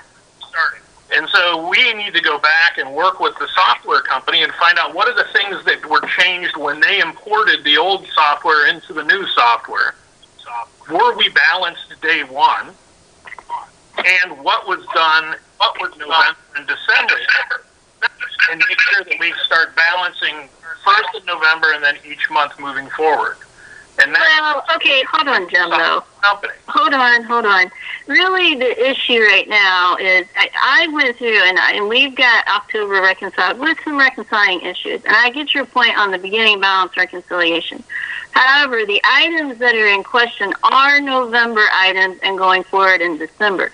These are the items that are holding up the reconciliation. It's not the beginning balance. I will stop you there in the conversations with them. It is really the stuff in the system starting in November and going forward. And he is right that how the system works is different because it's a new version. And there are things that are what they call create invoices. You have payroll side of things that includes the employee side of stuff. And that's what the payroll side deals with. But they create an invoice of what the employer portion has to be paid for on payroll, which would include Medicare, Social Security, because we have some that have that for council, and then the pension systems as well. So the payroll side knows how much the employer has to pay, but it doesn't come out of that, and that's where the invoicing comes in. And then both sides of the system have to talk. And so he is right that the things were paid, and you see stuff on the bank, but we're not seeing all those expenditures showing up on the books. Now, it's not always the same items, and the ones I've seen, he's right. There's some $100 things. There's like less than $5 things. There's one that was, I think, around $1 something. But then, there was one that was pretty decently high, maybe I think $6,000, which doesn't seem like a lot, but that's something that was just 1 month. So those are the types of things that we were seeing. Plus, you got to get through the rest of it to figure out what else could be there. So that's what's going on with the reconciliation process. And I do understand the concern with the financials and stuff, and this is something we've been working with them on. Again, this is the best information that we have at this time to proceed with the fiscal recovery plan. Well, I guess that takes me back to what our plan is. I mean, we haven't reconciled November, December, January, February, and soon to be March, which I know is in one of the accounting methods. One of the things that's required is it's got to be done. It's got to be done timely. I don't mean to poke holes, but it's been 4 months. And we're still waiting on, I guess, them to give us time to help us through this process. It just doesn't sound very encouraging or urgent. Again, I don't mean to say the wrong thing or speak against your efforts, but, when are we going to get a solution, and when are we going to catch up all these months? Because we shouldn't be issuing any kind of financial statement without cash being reconciled. And frankly, this is something that you do concurrently, I think, as well. When you move to a new system, you don't just dive right in and just start doing stuff, and this is exactly why. Because we didn't fully know how to do it on the new system, and I guess they messed some stuff up. So if we would have done our current process alongside that, we would have known that this is correct and we can rely on this, so we work the bugs out of this system and get it up and running on its own. That's water under the bridge at this point, but that's something I think that should be noted going forward in projects like this, that, we're lagging behind now, and I know we've been focusing on a budget, but I think we should have some type of plan of saying this needs to be done by X date, or this needs to happen. There's got to be some kind of plan put in place to fix this in a reasonable amount of time. However that gets done. I think that the involvement of Anna Mary is helping spur on SSI's motivation to get this done. We paid for a software plan which included live on-site training. Because of COVID, they have refused to come to the city. Even when Anna Mary spoke to them and said, you've got to come down and sit one-on-one with Marcus and run through this process and figure out what's being missed, because we're doing everything that we think that we should be doing, they're saying we're not going there. And so the training has been through Zoom meetings. Their responsiveness has been, we ask a question, it can take days to get a response. This has been the modus operandi of dealing with them. However, in the past few weeks, since Anna Mary has spoken to them, it seems like maybe a fire has been lit. And I think that we need to put pressure on them to be here, at least digitally, and work through this process. And we've put as much pressure as we can. The state's now helping out, but we are at the mercy of them looking into the system and telling us what we need to do. We did run a software in tandem. They did online training. We did 4 months of sandbox training. And when it went live, there were some differences.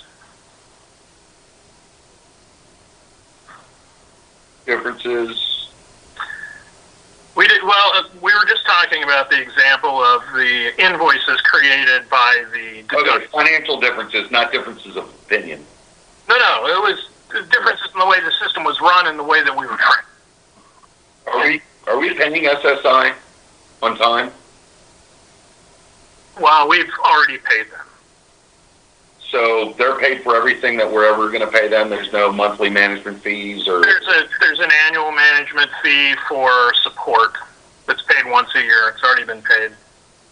Okay, so we don't have any leverage really. Well, I think that the state talking to them has probably been the biggest positive response that we've gotten. Brad, I think it goes back to, Brad, when you talked about a hard deadline. We need a hard deadline. We need something to say, this needs to be taken care of by this time, and we need to be able to give them a hard deadline and say, look, this is the deadline that we give.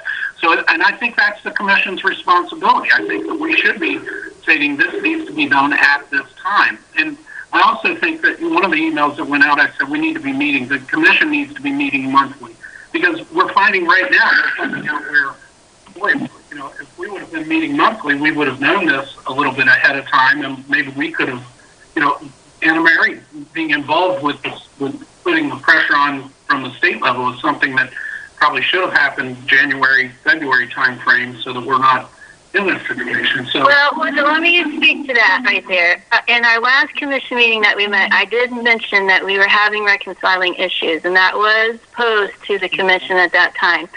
If you remember correctly, it went back to the city, and we found out even in December that it was open items then. It went to the auditor's office, because that's the side that has to look at it. They were given that, and there was a lot of turnover in that office come January, February, to look at what those items are. And Marcus did do that, and there's a whole list of those things that he went through, and that took some time to do as well. So we knew that was also occurring. We've been told about that. Then I had talked to Jim, and those items, it was explained to me, it had been looked at, and things had been taken care of. Then we go back to the treasurer's site, and they work through, because they're still on training time for them through this process, because they haven't done the reconciliation. We get into it, we find more issues, we come back, and then we try it again, because we thought things were finished, because that's what I'd been told.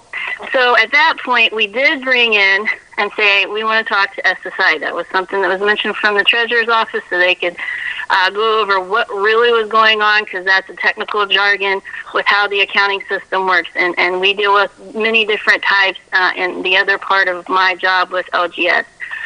We talked to them. They explained some of the things that were going on and issues. And then I had a conversation with Jim about that. And then I also talked to Marcus about that in the auditor's office.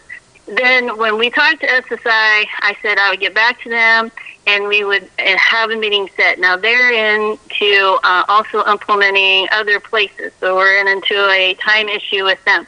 So I've now got it back to them. It's something that we were going to reach back out today to find out if we have a date. I don't know if Jim has a date from them yet.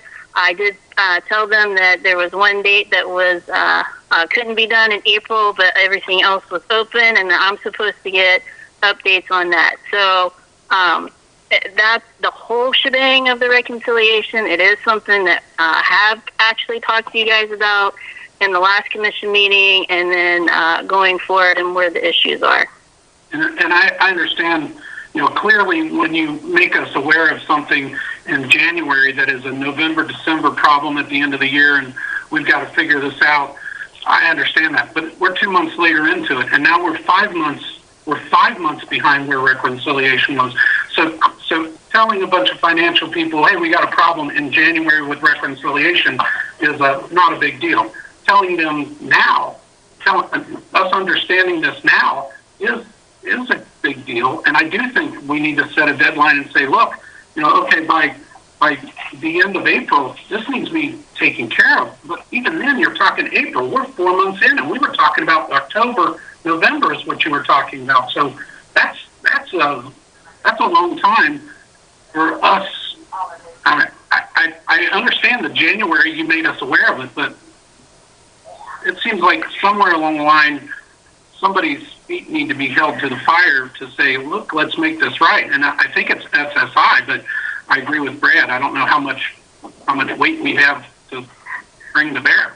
If I could add this time, because the financial supervision commissions are statutory beings, the only thing that we can do, our rights and responsibilities, are only what is mapped out in law.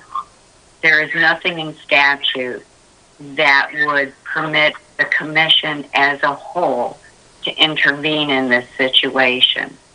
I would say to you that the reason that SSI has started to look up and pay more attention to the city is, and you've noticed that since Anna Mary has been involved, but that is mostly, I suspect, a result of the fact that SSI is in a business, and they are in the business to sell their software.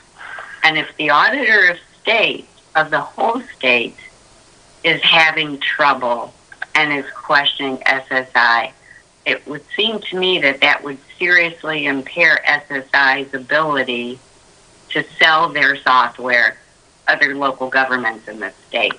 And I believe that's why they're paying attention. We as a commission do not have the authority. It sounds to me that your issue is contractual in nature, and to me that means that perhaps the law director should be the one involved and not the commission.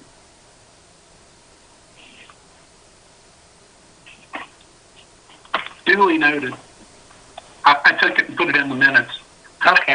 I'm not sure what the best solution is. I don't think that our law director is going to have as much impact as probably Anna Mary continuing to work, with them and trying to push us forward.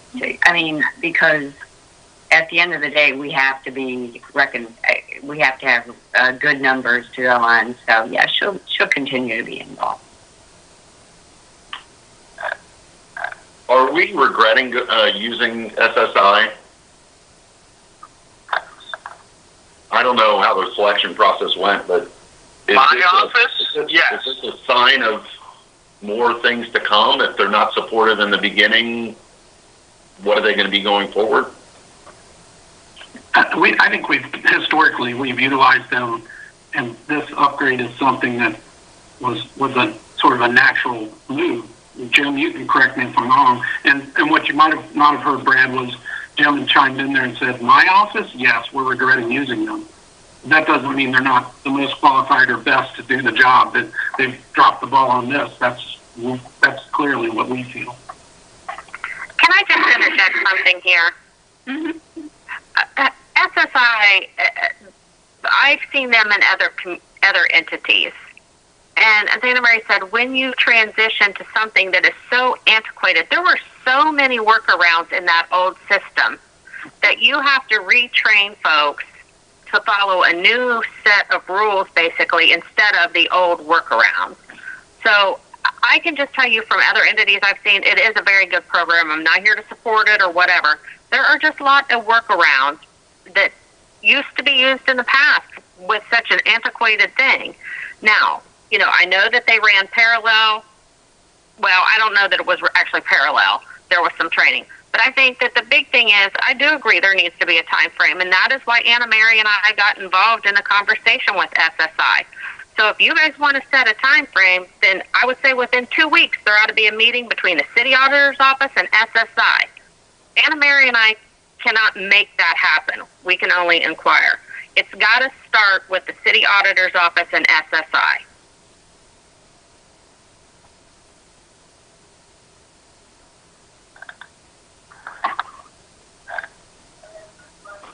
We're waiting for Jim to chime in. Jim, do you have any thoughts on that? Reading an email from SSI that came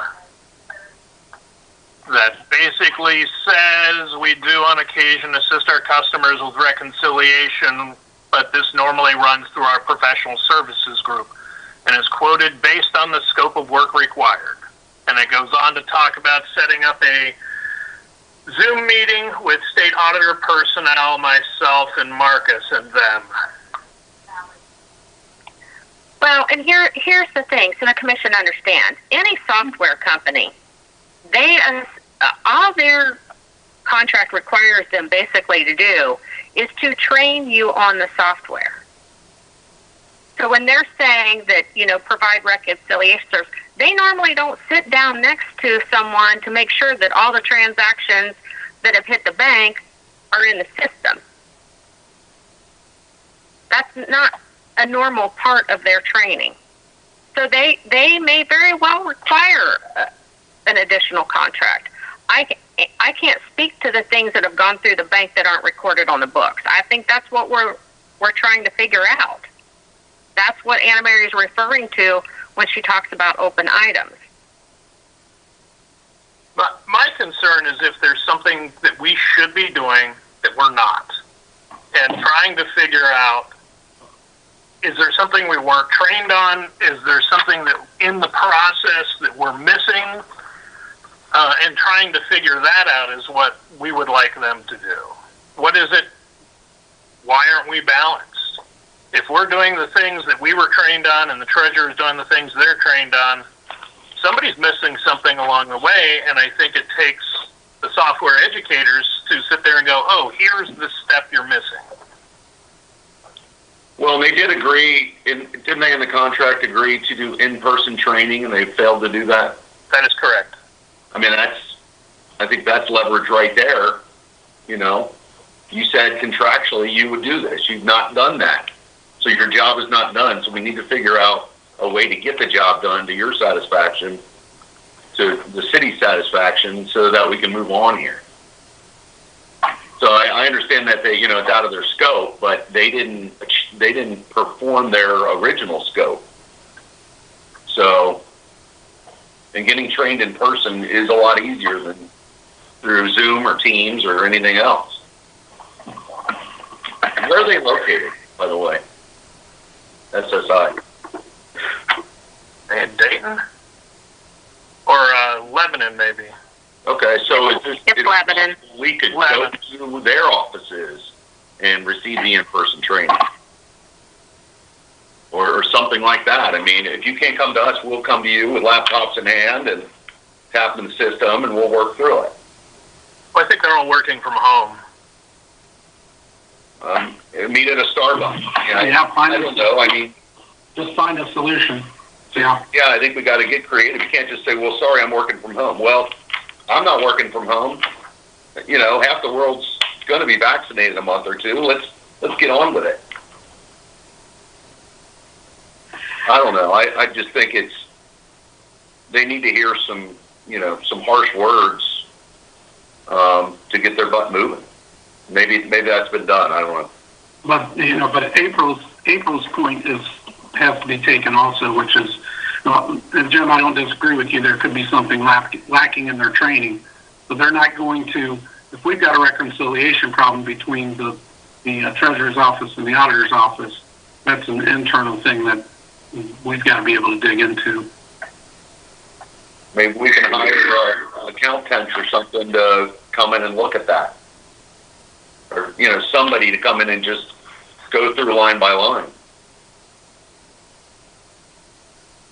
If we don't have... I'm just going to say, I think some of the items Marcus has identified it. It's a matter of how you go back and correct it in the system when you've already closed out year 2020.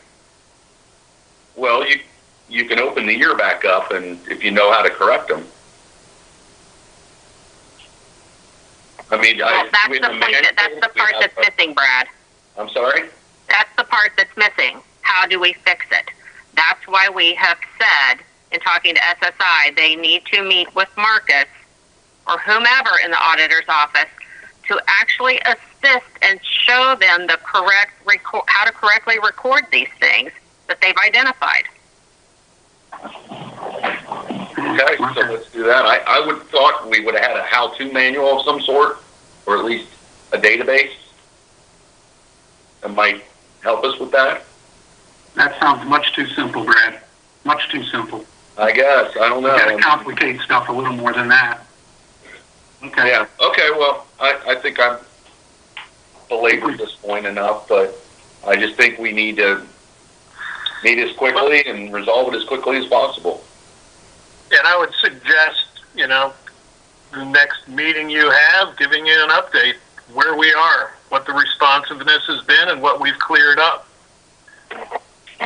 We will be providing changes that have to occur by month is what we'll do once that has been determined, and provide that to the commission. And until that gets done, we won't have that. But that is the plan that April and I have, is to go by month and what the effects are for the financials.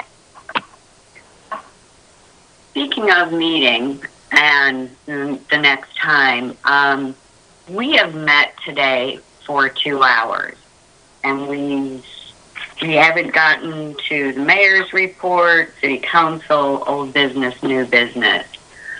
I would forward the idea that you consider an adjournment prior to doing that's part of the agenda, and having a meeting towards the end of April.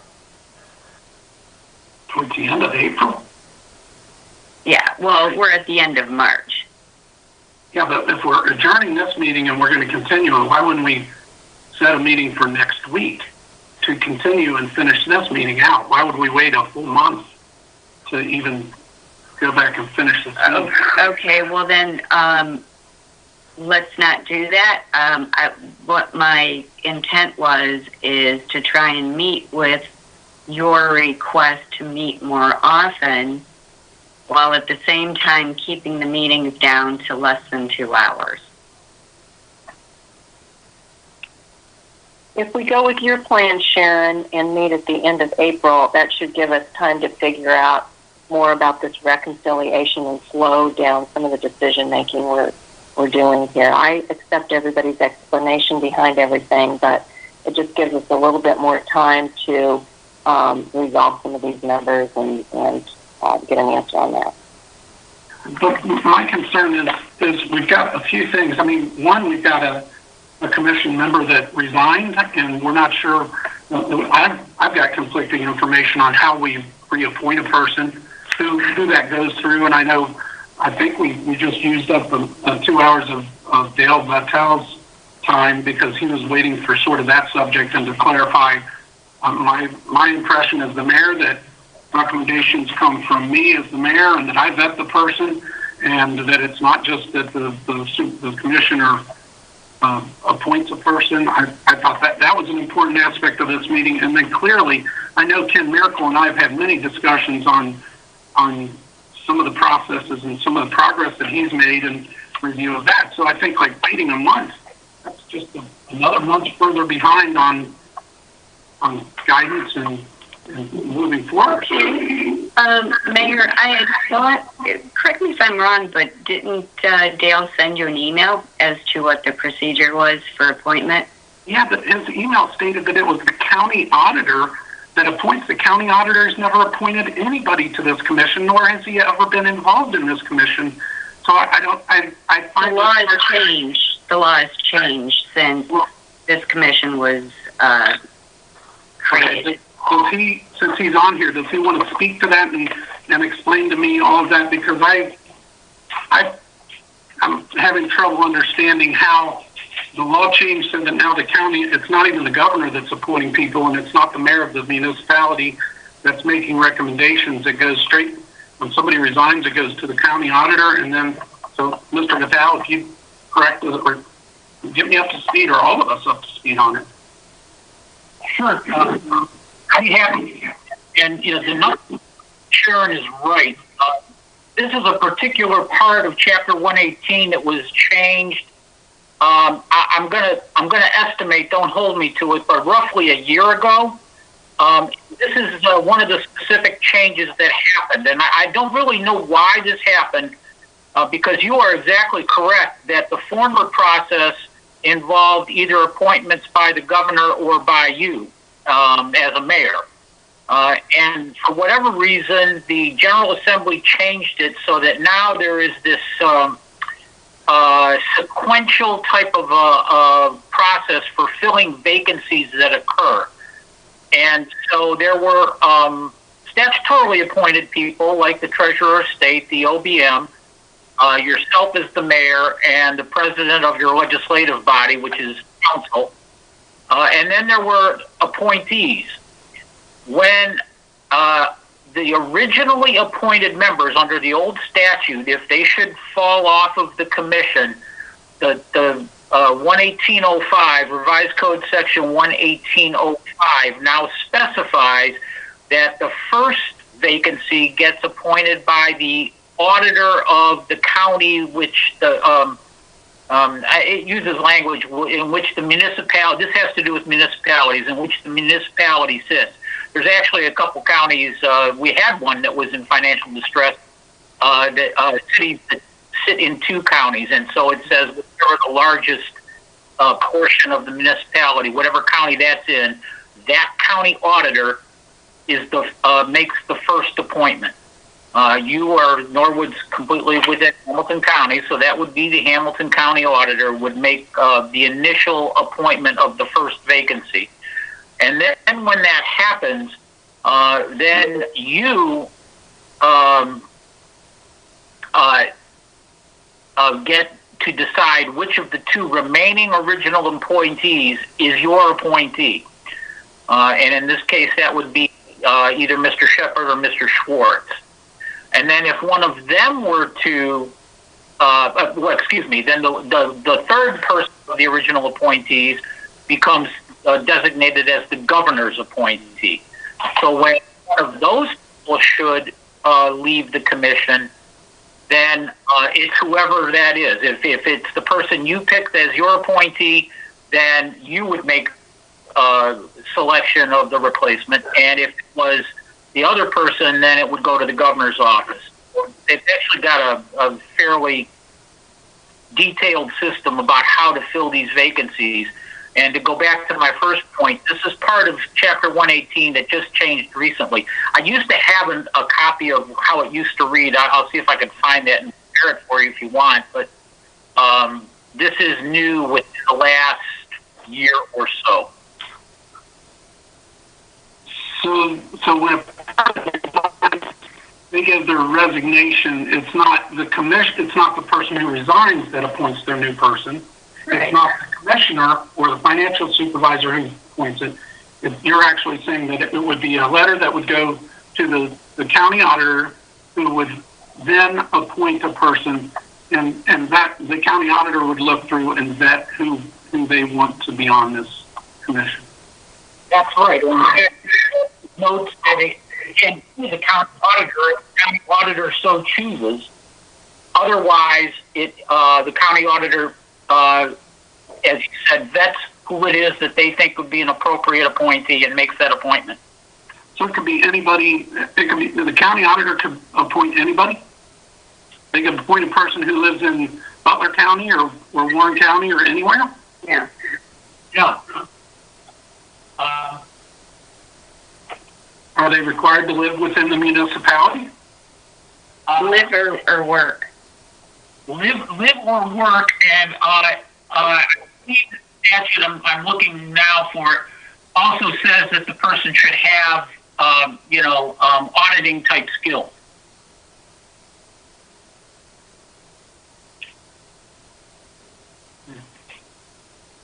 It's interesting.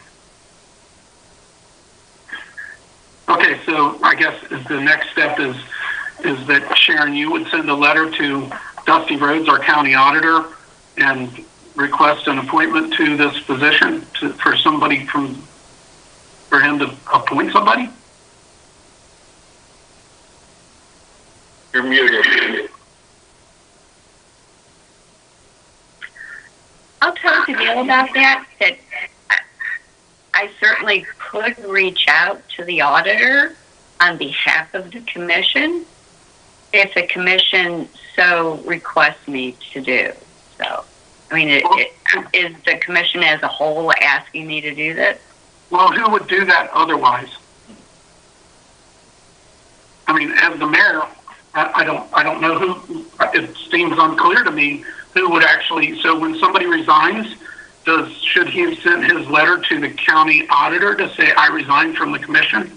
On last Friday's letter should have went to Dusty Rhodes, not to the commission.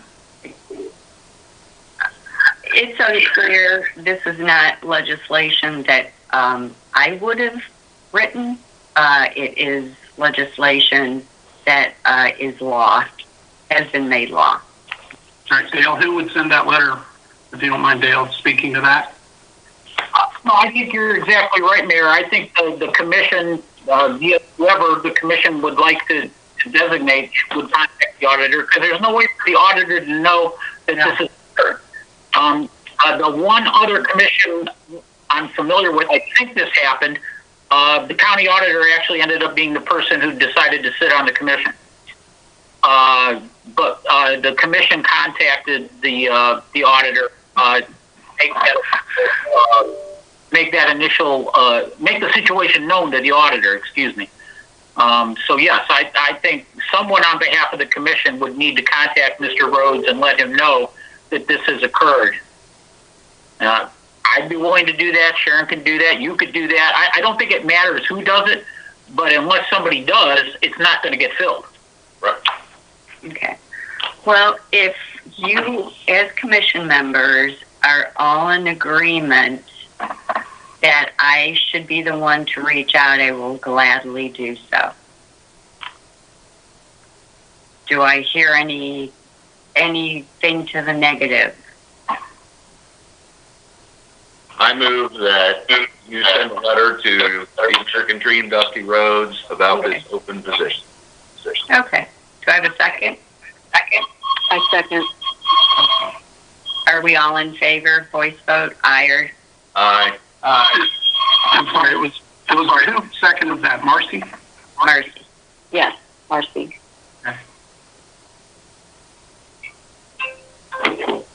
On a voice vote, all in favor? Aye.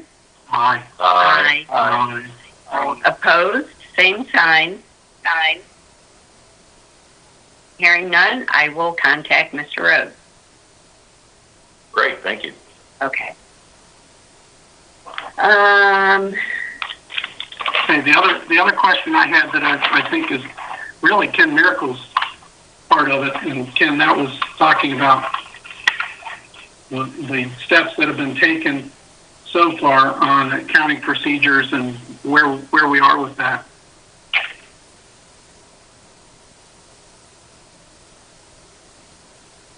Here we go. Did you want me to speak to that? Yes, please. Sure. Okay. Well, as you know, when I started with this, I had sent out an Excel spreadsheet, essentially as a scorecard of where we were, and I've been communicating with Anna Mary and April. And what we'd like to do, is to maybe meet and discuss the report on accounting methods in a monthly basis, Sharon. As we know, taking care of all the report on accounting methods is the only way we're going to get out of the financial recovery plan. So we've got 9 months left in the year. My goal is to have that done by the end of the year. So my ask of you is, can we meet monthly to review that? And then what I'd like to do is submit that to council on a monthly basis under communication, just so they know where where we all stand, and I could submit that to the commission as well. Is that something that we could do? Actually, can I am not. I'm in the commissions that I have chaired. The report. Meeting the deliverables of the report on accounting methods has been something that has been determined between the local government and the auditor's office, because that is a report of the auditor's office. Okay. So, what do you envision the role of the commission being on a monthly basis as it pertains to the report on accounting methods? Well, I would like to show the progress that we're making as we have it now with the Excel spreadsheet that I've done. We'll just we have a color coding. If it's green, it's good to go. And then I would like to make sure that that we can do this with council, and also so our residents can see that as well. Right now, I think. I have a sense of urgency and wanting to get these done. And what I'd like to do is have Anna Mary and her team to update which ones have been approved, and then we don't have the focus on those anymore, and we can just literally check those off and move on to the other ones until we've got them all completed. I don't think it would be I don't think it would take much time to do that. I just want to have it in front of us, because I think we all know that the importance of getting that accomplished. I'm sitting here looking now. This is the 5th FRP that we've done, and I would like to. Hopefully, this will be the last one that we do. But we've got to get these accounting methods taken care of. And if there's any way. Maybe there's some of these accounting methods that we could discuss that some other cities already done this. We don't have to reinvent the wheel, Sharon, and maybe we can use that and apply that to what we're doing to expedite the process. So I guess what I'm trying to say is I would like to expedite this process, but make sure that these commission members know where we're at, and also relaying that to council on a monthly basis. So, that's my idea. Okay. Was your expectation at each of these monthly meetings for you to show the auditor's office what you have done as what you think is what you believe is meeting that comment, and for them at that time to say yes or no? Well, actually, prior to the meeting, if they could say, hey, these are complete. So, all I'm wanting to do is just update the scorecard on a regular scheduled basis, so that we can say, okay, these are done, and then we can show that progress to council and to our residents. Okay, and I think you can do that. But it doesn't have to. There's nothing that would hold you back from that. Okay. Except that it doesn't have to occur at a monthly commission meeting. Okay. That should be something that you should be submitting all along, as you think that as you believe you have met that criteria for that comment, and when that is completed, you should be sending that to the auditor of state's office for them to review. Well, so this isn't anything that would require the monthly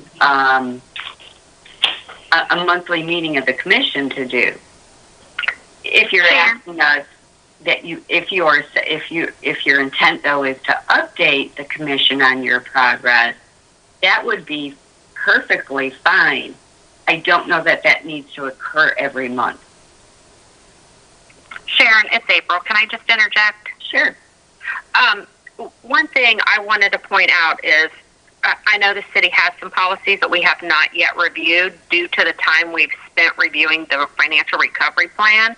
Mm-hmm. Now that plan has been presented to this commission and approved, our focus will change. I agree that not so much the commission, but my staff will be allocating more sufficient time to checking those policies and giving review comments, getting that done.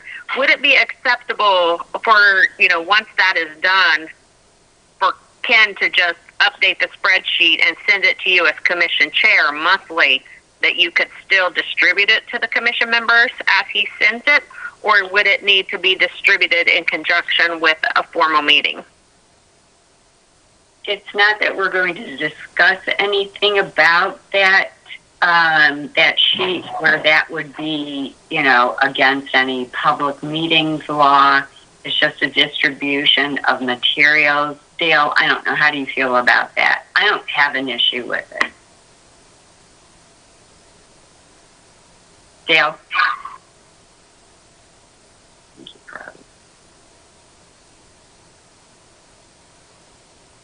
I would like to have at least an update at every meeting from Ken. Maybe he can just say, and do all the stuff behind the scenes, and get those, the back and forth, and give us an update as part of this report of City Council President every meeting, and just say, here's where we stand.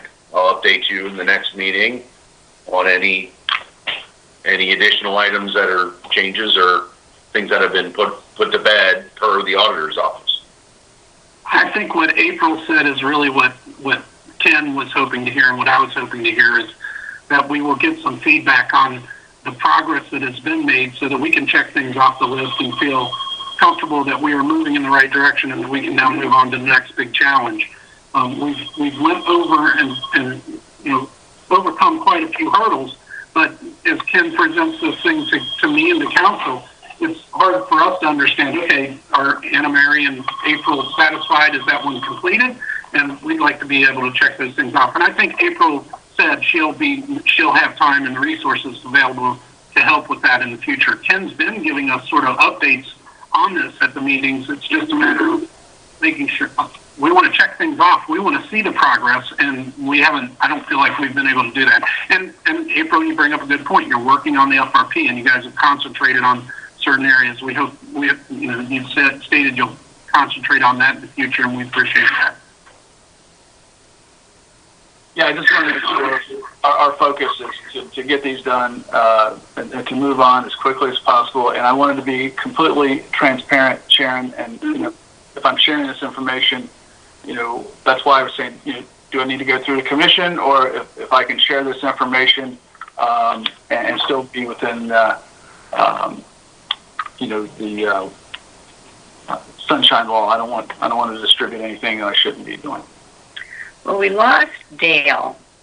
We have distributed financial packets via mail, and there has been no issue with it.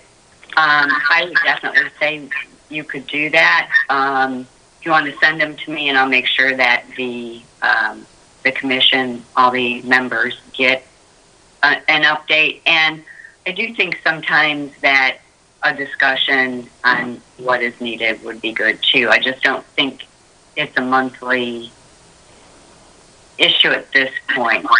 Anna, Mary, you had your hand up. Yeah, hold on, let me put that down. Okay, the other point that I would make is we really got to make sure that the accounting system is the forefront of everything, because not only the time that we've had on the FRP, but also the reconciliation and the multiple calls and looking at that.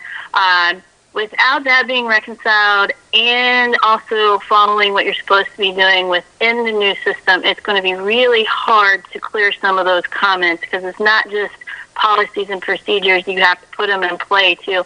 And procedures would change with the new system and how things would have to be done.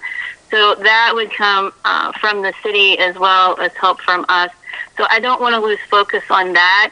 The top priority in my mind is getting that system updated correctly and reconciled, so that we know that we're working and doing things correctly within the accounting system to clear all comments.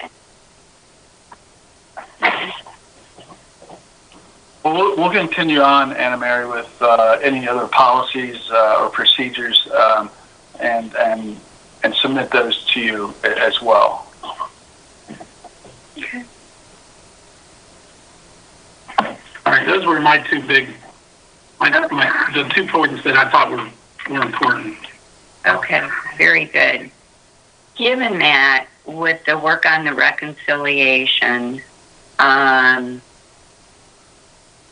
other items like just giving the auditor's office the opportunity to review the deliverables that they've received to date on the report on accounting methods. With the beginning of May, how does that sound as being our next meeting? I'd love to meet April 27th at 10 a.m., but if we've got to go to May, that's Where in May are you talking? doable. I'm not sure yet. I have to get to May. May 4th at 10 a.m. That can be done Well, some of us on are, my schedule. some of the accountants will be closing the books. This is true too. So please take that into consideration.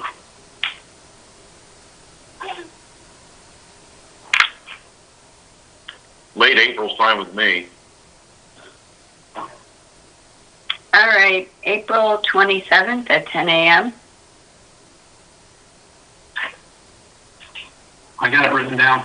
It'll work for me. Check. Let's try to keep it to an hour meeting, Sharon. You'll have to cut back a little on your talking. Yeah, I know.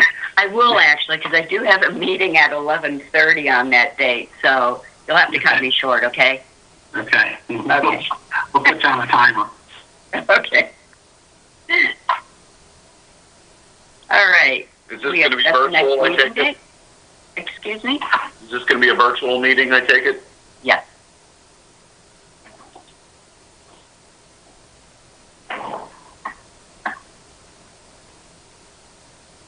We're hoping to get back in city council chambers here soon. Perhaps maybe this will be the last virtual meeting for us, and then we'll go back to all coming together in a room in the future at some point, please, at some point. Well, yeah, and I believe that. I'm just not sure of the timing. I know that internally we have, our agency has been talking about a hybrid situation towards the end of June, where we would work from home 3 days a week and maybe work on site 2 days a week. Our issues are a little different in that we are in a high rise and it's an older building. So the elevators are not really meant for social distancing. So it's more or less an issue of getting everybody up to the 34th floor and how to do that safely. So I think that's what our challenge is. And also I think just, we ultimately work for the governor, so we are keeping an eye on orders or lessening of orders coming from his office as well. But yeah. We could do both because we're getting out and about and moving on with life, our office. So we could do both maybe. Okay. We'll see. Yep. All right. Well, at least for April 27th. Now, what I will say, this does, with meeting in just a month, this does put extra effort on the auditor's office, so we may not have a financial packet. And we probably, because as Marcy pointed out, the whole thrust and our whole concentration on it is on the reconciliation. So I think their time is better spent on that issue as opposed to presenting a financial packet.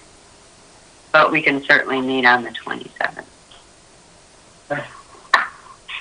Okay. Anything else for the good of the order? I make a motion that we adjourn.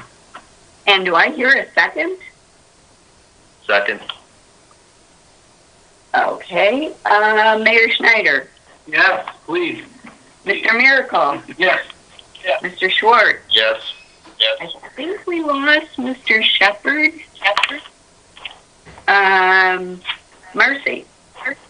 Yes. Me. Yes. Thank you so much. I will see you all on the 27th. Thank you, everyone. Bye. Thank you. You're Thank you. welcome. Take care. You too.